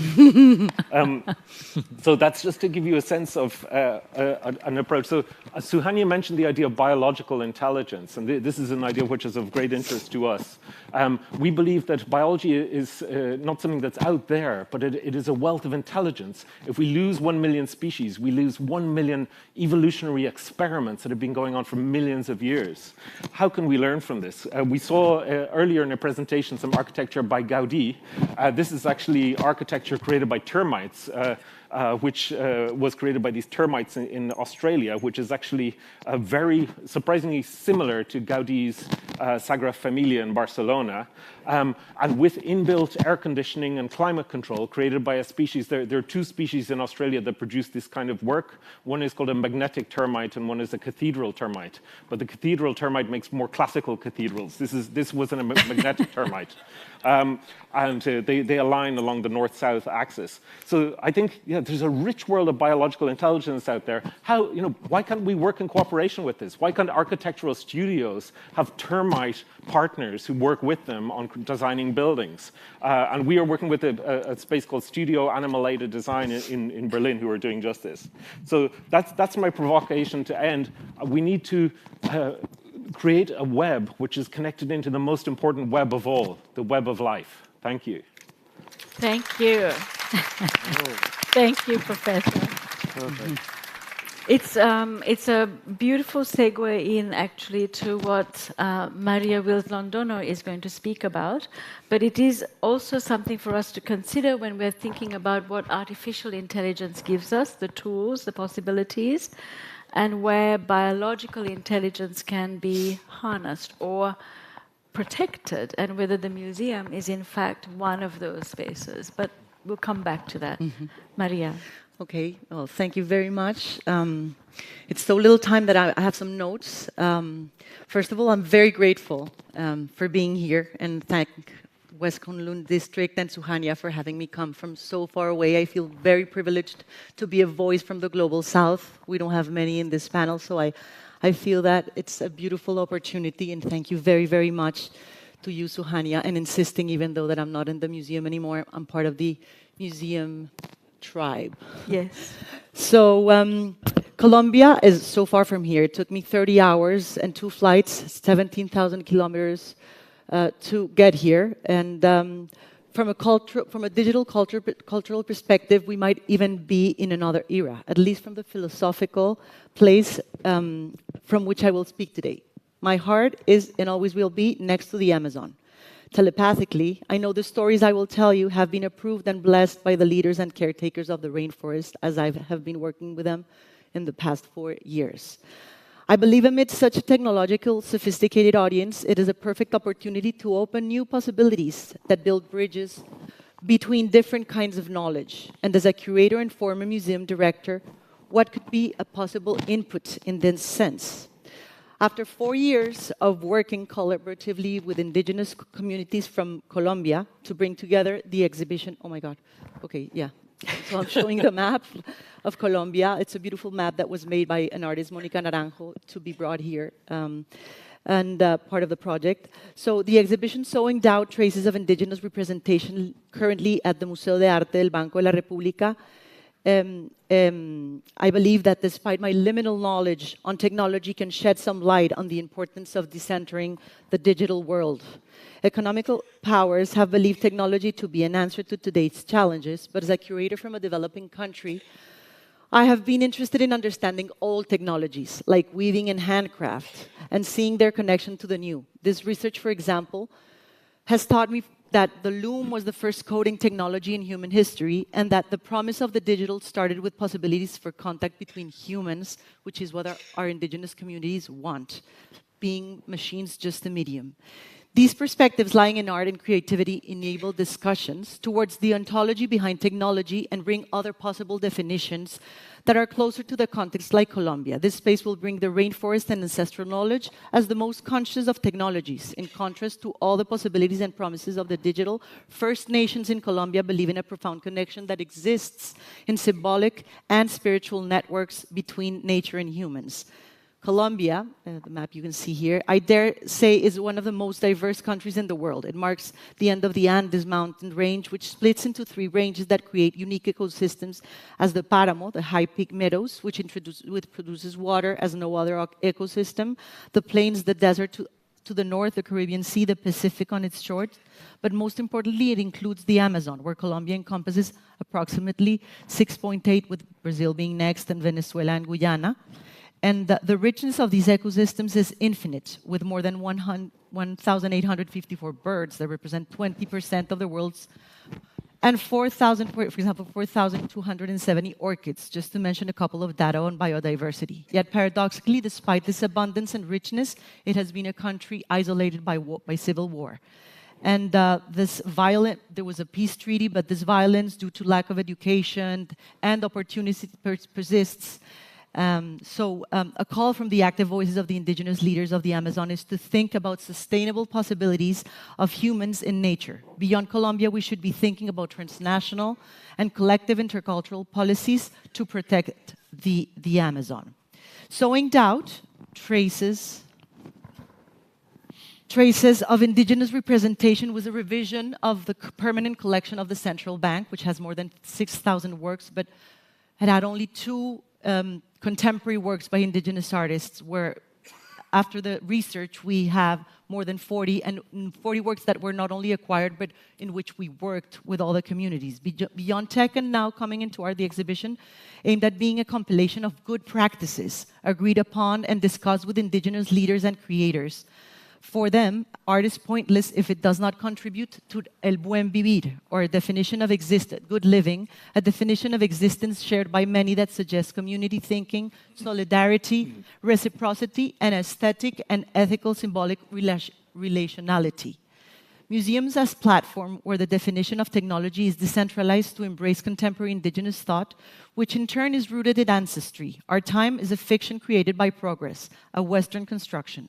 Through this exhibition, the museum realized it could be a decentralized platform and understood that collecting goes beyond property and more towards the autonomy of the communities the indigenous communities. We became a space for agency and companionship, capable of building bridges between different technologies. Sowing Doubt was a laboratory for co-creation and deconstructing preconceived notions of the museum and of the digital museum, fostering hybrid thought, which is crucial at times when interconnectivity through screens is diminishing human connection. Above all, the project that was undertaken with communities strived to be ethical and evaded instrumentalizing indigenous thought, which is happening a lot these days with appropriation by contemporary artists. The ownership of all the compiled, the question I would think is the ownership of all the compiled data should reside within the community, transmitting the essential message. The correct use of technologies resides in governance that has to be in the communities where artists can be allies or translators. The possibilities for mutual understanding that have been opened through the first art exhibition curated with indigenous thought in Colombia has given the museum a chance to reflect upon the uses of technology beyond interconnected cities and affirm that knowledge is plural and indigenous communities are guardians of their own knowledge and of the rainforest, of course. Polycentric thought being the notion that allows multiple interpretations of culture.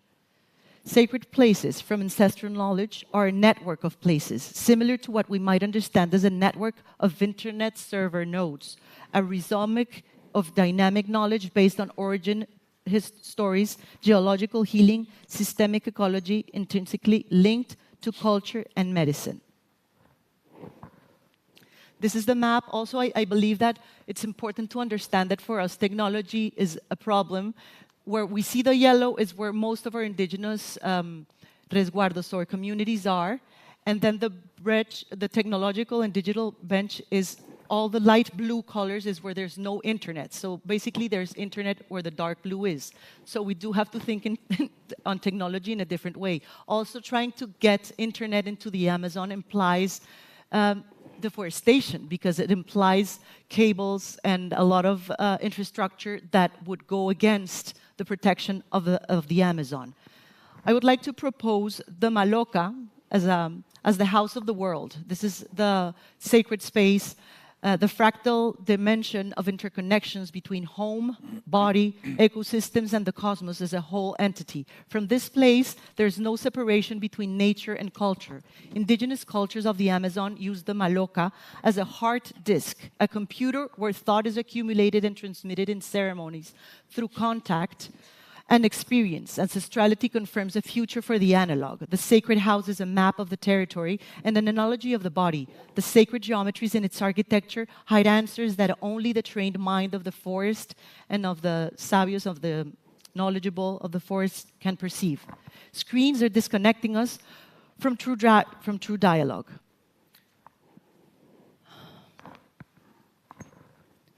So this is a part of the show. This is an artist that considers and has researched a lot the notion of the antenna and the Maloca being like an antenna. This is Francois Boucher. But since I only have a minute left, I would like to go into the notion of co-creation and transmission of knowledge done through a collective work done by a contemporary artist, Barbara Santos, and the community of female artists of Acaipi, indigenous women, where sovereignty did a work about the sovereignty of their seeds and plantations in order to teach new generations about the profound knowledge of plants. The communities of the Amazon question Western technology, actively engaging in work to control data about nature inherited from their ancestors, along with many Western artists, such as Barbara, that act as enablers, and with the help of the museum, we acquired this piece, and with this piece they were able to develop part of the project. So it's not the notion only of property and collecting, but really helping the reciprocity, what they need. So the project, this isn't, wait, no, I'm sorry, I'll go back into this one later, but along with, so for the youth to be studied at school, they decided to do a book because they consider that after doing many consultations, spiritual consultation with the leaders, the book was a technology also that had to be rescued. So, this is a book that beyond public sphere, international sphere, will go back to schools because the materials used in schools are traditionally Western books, not books produced by their own community. So we were able to produce a book which also relies on technology. I have to say that AKP, the association of these women, had never drawn on paper either, because they have oral transmission of knowledge, but in this association that unites 14 ethnic communities, on this occasion, after 15 years of research, the stories of these origins and traditions were translated and committed on paper. The purpose of this work is firstly to engage in transmitting knowledges to the children and also to use technology. There was a prayer for technology to be non-invasive. So the leaders of the Pirá-Paraná region in the Amazon blessed the technologies and asked permission whether or not to use software or tablets into which apps were integrated to facilitate the receipt of ancestral knowledge. The idea of care is to control and set boundaries against external influence. So I will show you, to close this presentation, a brief video of how the book is activated by the children in the communities. Okay. This has sound, because there's the chants of the women. Can we have the sound?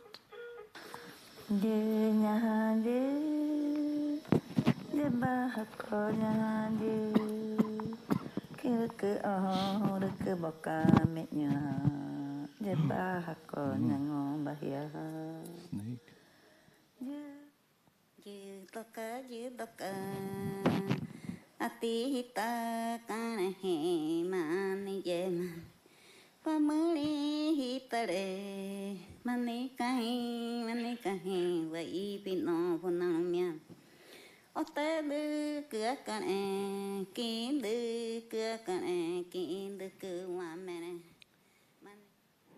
These are all the myths of origin drawn by the women in order for the children to know about their heritage, which is being lost. The way they do their agriculture is very specific to the rainforests, and it's sustainable. And the possibility to use technology also is non-dependent on internet, so it's something that can be downloaded on screens that through the help of the museum, we're able to go into the rainforest and children to use all of this material.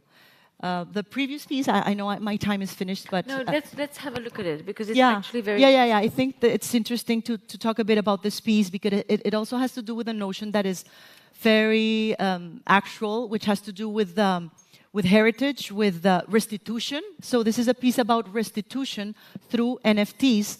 How do I...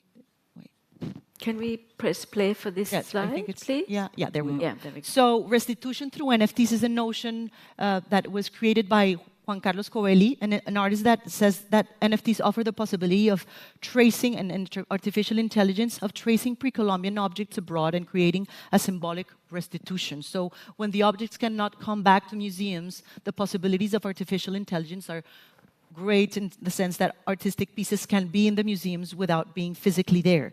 So these are called speculative treasures, and uses a machine of learning algorithm designed to recreate 2D representations of the original objects housed in the Museo de América in Madrid, which is a Quimbaya treasure that unfortunately will not be able to come back to Colombia. As crazily was given as a gift by a president 200 years ago. And so this is a proposal for new perspectives on repatriation.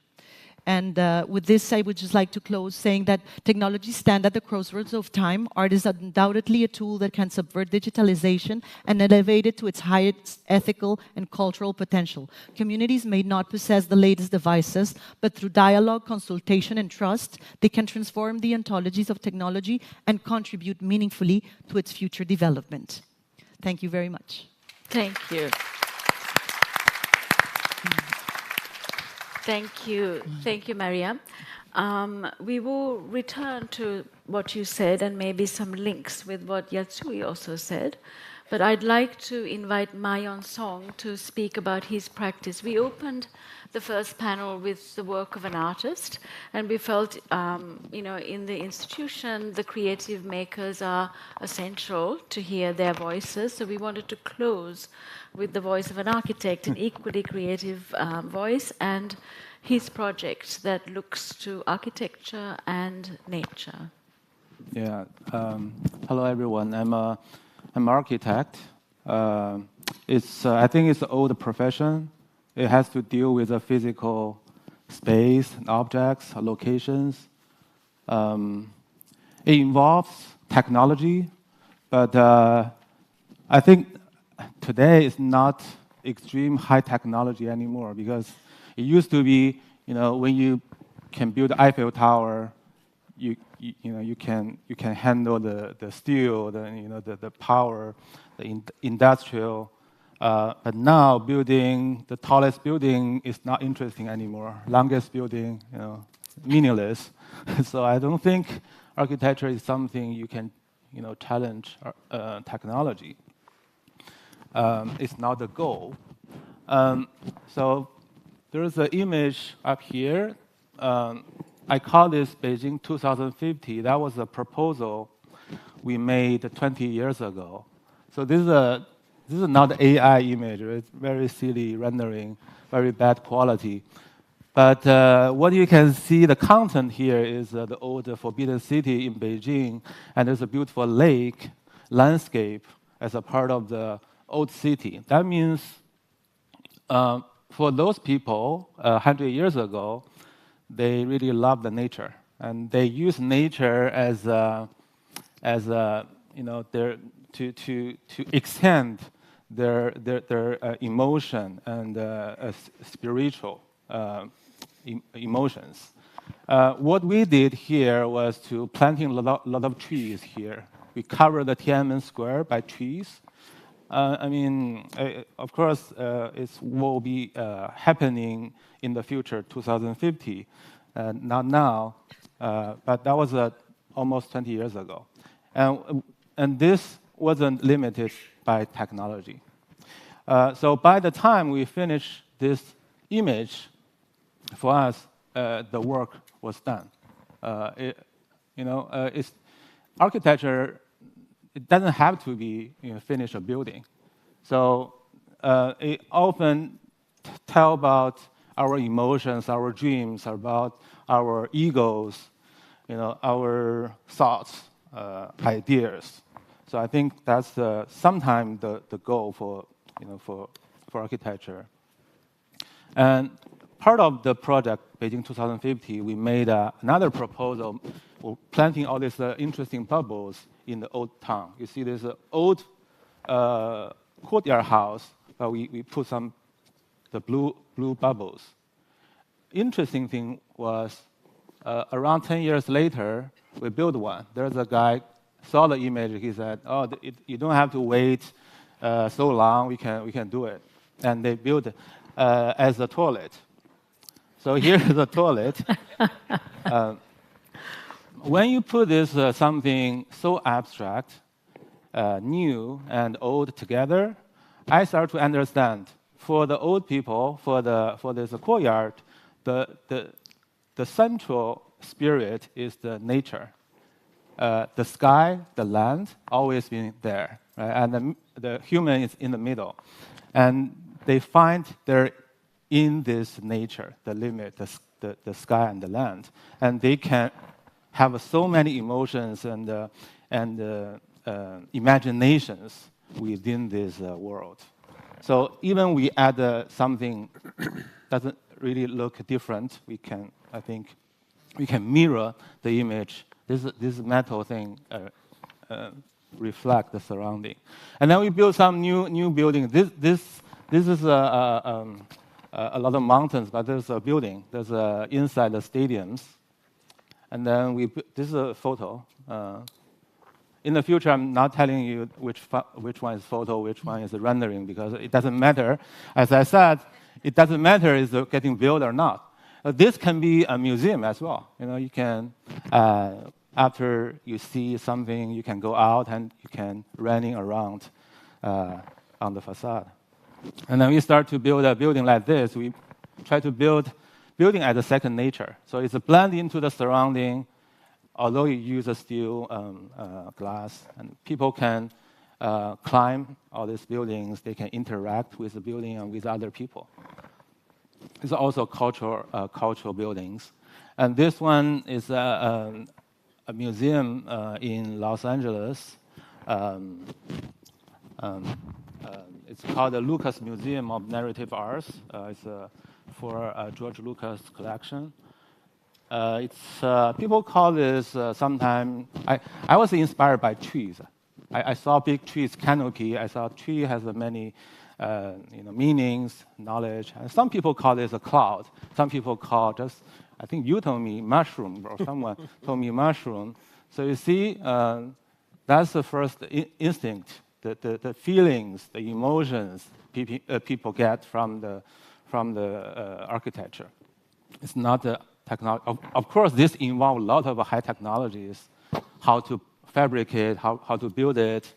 But I decided not to talk about it today. But what's the goal for the museum is to build up the curiosity for people. This is my sketch. I want to add this as a proof that all the project actually started from a sketch. So that was this sketch for a museum in Rotterdam called the Phoenix Museum. So you see a long building. It's a warehouse. There's a tornado in the middle. That's a staircase and a bird. And that's a computer generated. A lot of technology. You see we have to make the stair floating. So we don't like a column. So we decided not to make a columns. And then that challenged a lot of engineers. But in the end, we achieved that. No columns. So this is a staircase. It's a metaphor for journey to unknown world. So you enter a space, a public space from outside to inside, and then use a stair to the second floor, and then beyond the roof, and then something unknown. So here we use a two spiral staircase locked into each other to support itself. I mean, I can talk about this technology thing for a day, but it's not important, I think. This is another one in Shenzhen, also a museum under construction. We decided to make this very important location as a park. So under the green, actually, a lot of exhibition space. And then we use a roof as open park and green space, and then put some exhibition rooms in those stone-like, sculpture-like building. And this is why. I think when you look at that, of course, you say, why building look like this? And we have a modern city, it's fine. And this building looks so different. But when you look at the other way, the background is a mountain ocean. You understand? We're living in very short slide of history, which is the modern city, the city in 100 years, maybe sometime 1,000 years. We need to always create a bigger space for our people to dive into another dimension of time and space, so they understand the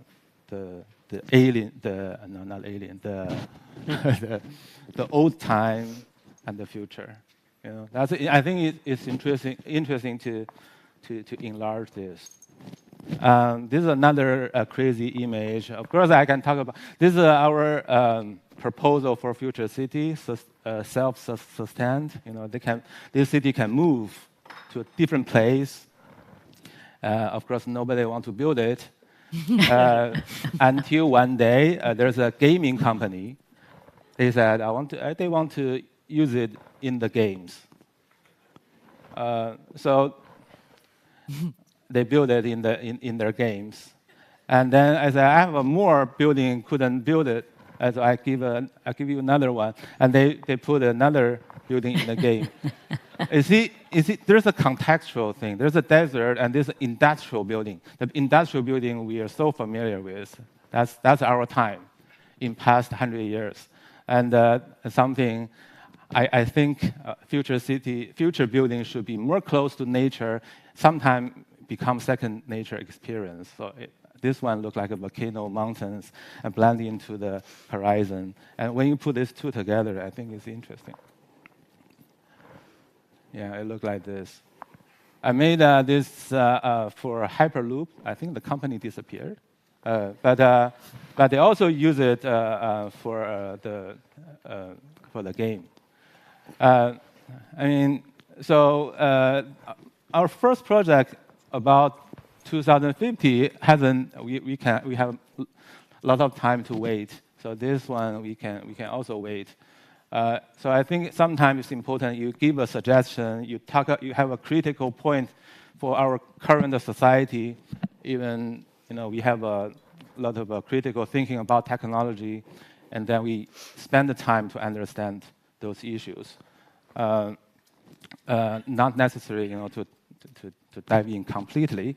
So especially I don't mind we put in the game or virtual world because I think for architecture there's no exactly right answer or what's the future. It's just to reflect our thinking.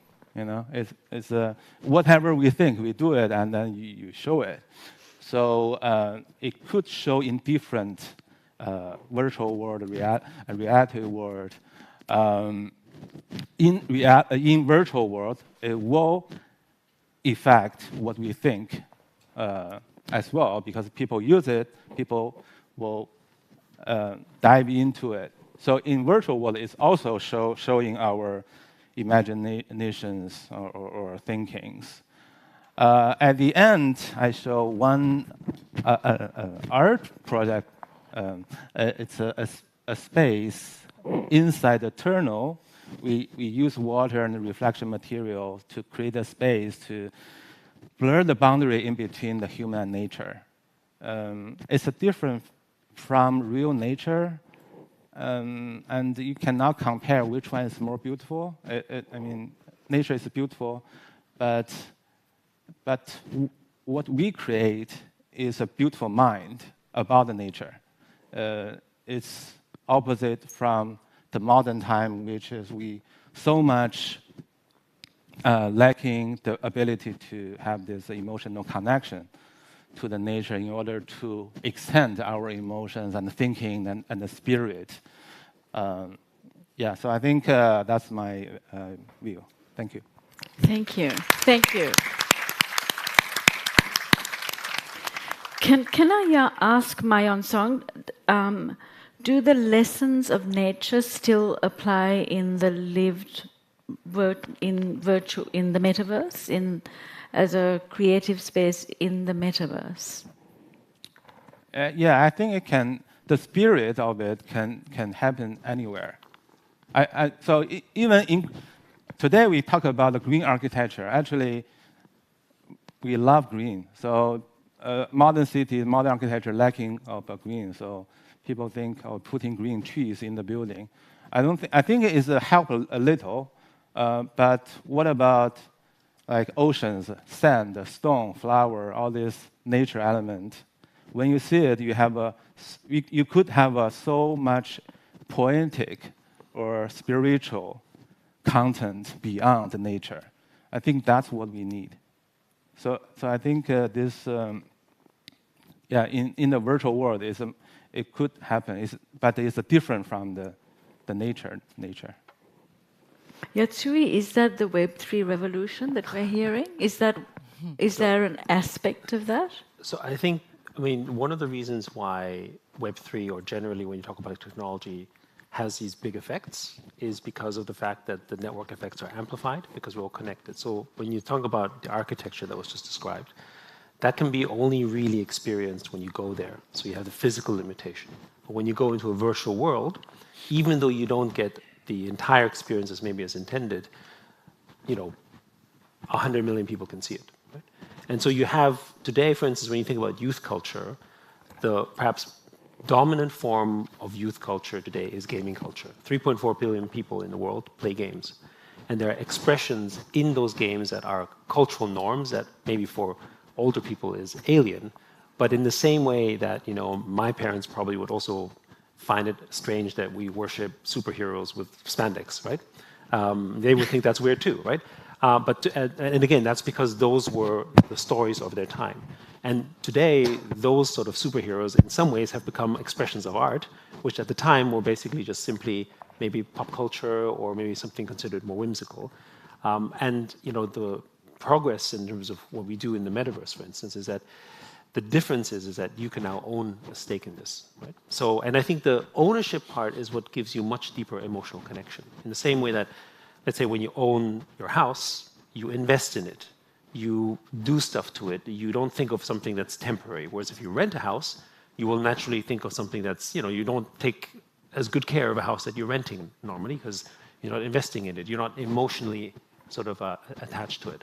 And so I think in the future, when you think about this project, if you do this architecture and you can visualize and experience it, actually the power doesn't come from seeing it, experience it, as in like spatial computing or VR.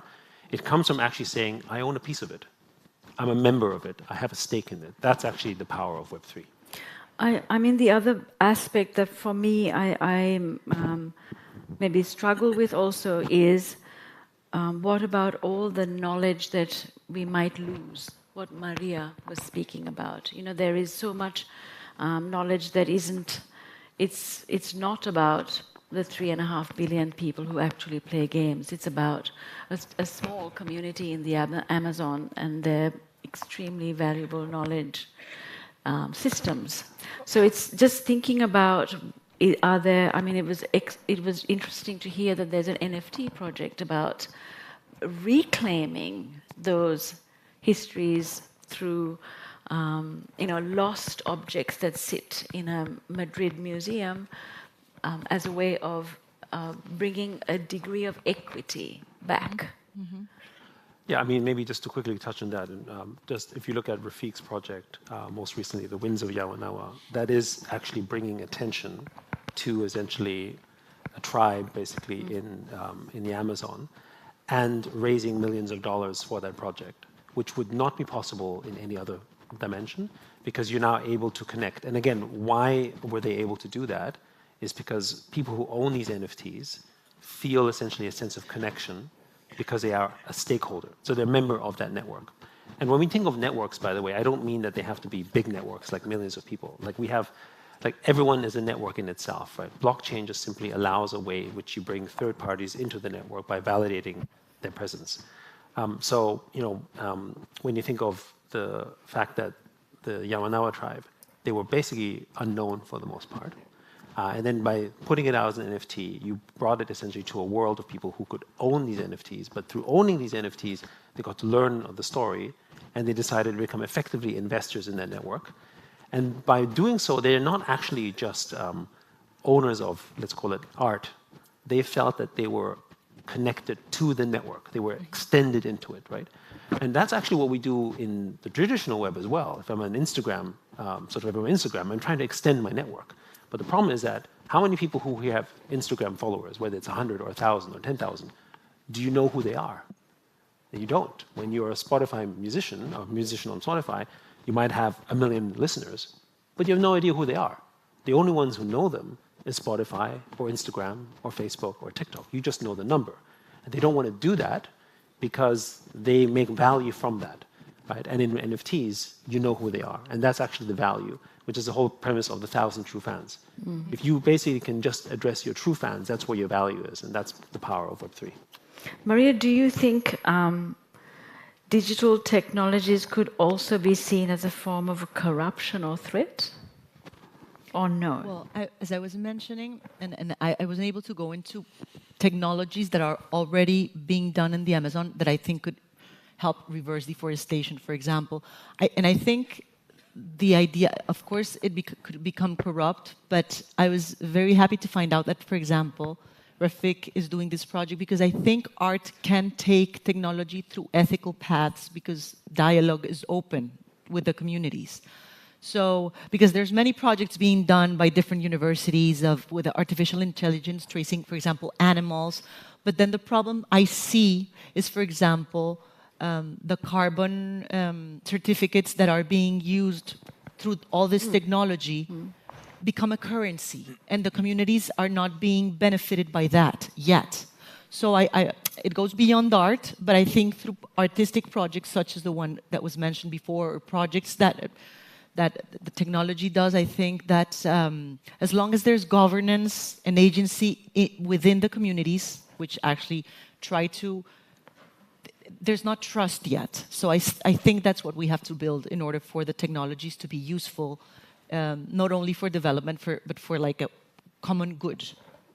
I do want to add one thing, which is that the reason why something like the Winds of Yamanawa can work so well is that because people know through blockchain that where the money goes and that the value goes to the tribe itself. Right? Exactly. But that's the point. Whereas when sometimes you have other institutions that maybe create art or visualizations on this one, you actually don't know where the value goes, right? And this is the other thing about it. I think especially this generation is much more attuned to wanting to invest or purchase purposefully, right?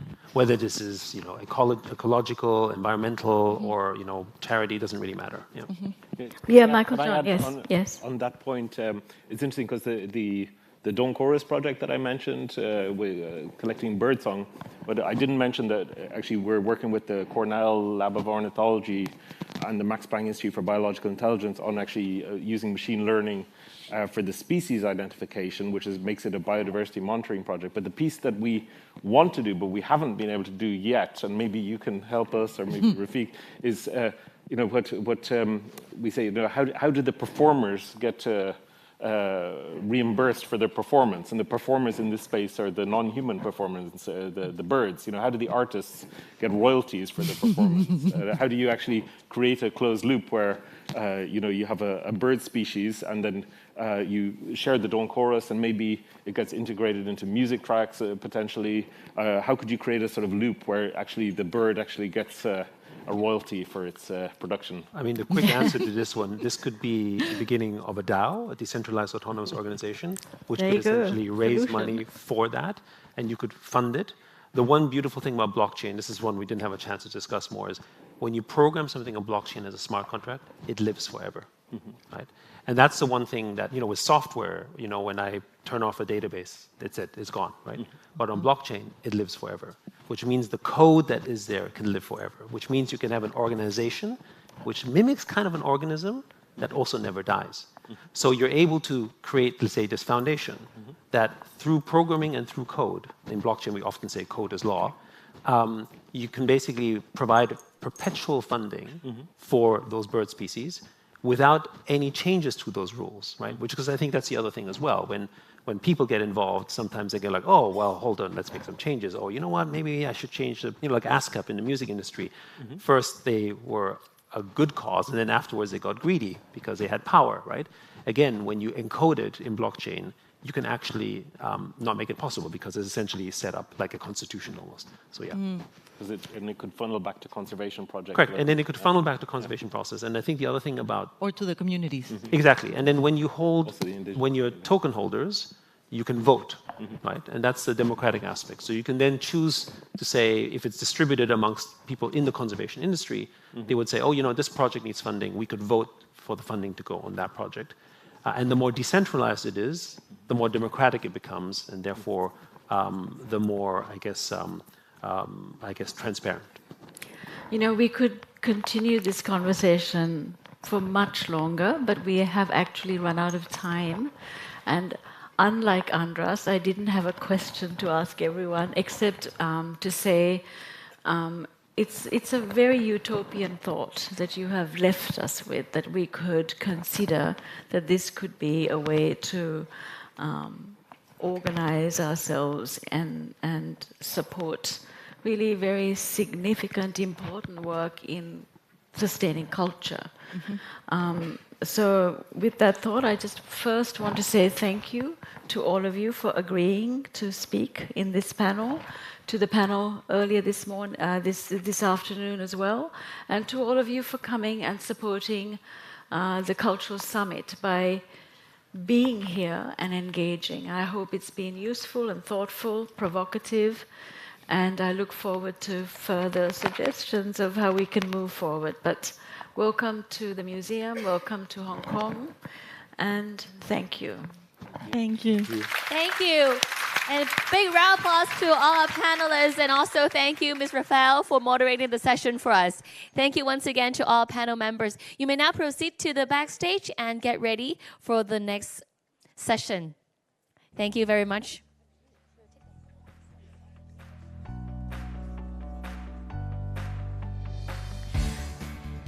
Ladies and gentlemen, this concludes our second session of the panel discussion here at M+ at the Hong Kong International Cultural Summit. So tonight we're excited to welcome you all to the party at M+, which will begin at 8:30. All HKICS participants are welcome to join. Please bring your summit badge with you or show your HKICS confirmation email for access. If you're looking to spend time before the party, M+ galleries on the second floor remain open.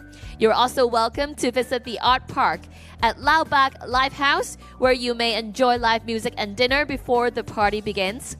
Also, you will find art installation of West K Fun Fest, Atelier Sisu, and Feminal. For more details of restaurants and cafes, please check the HKICS app. The summit has also arranged shuttle bus service that will go between M+ and Hanko Road in Tsim Sha Tsui throughout the evening.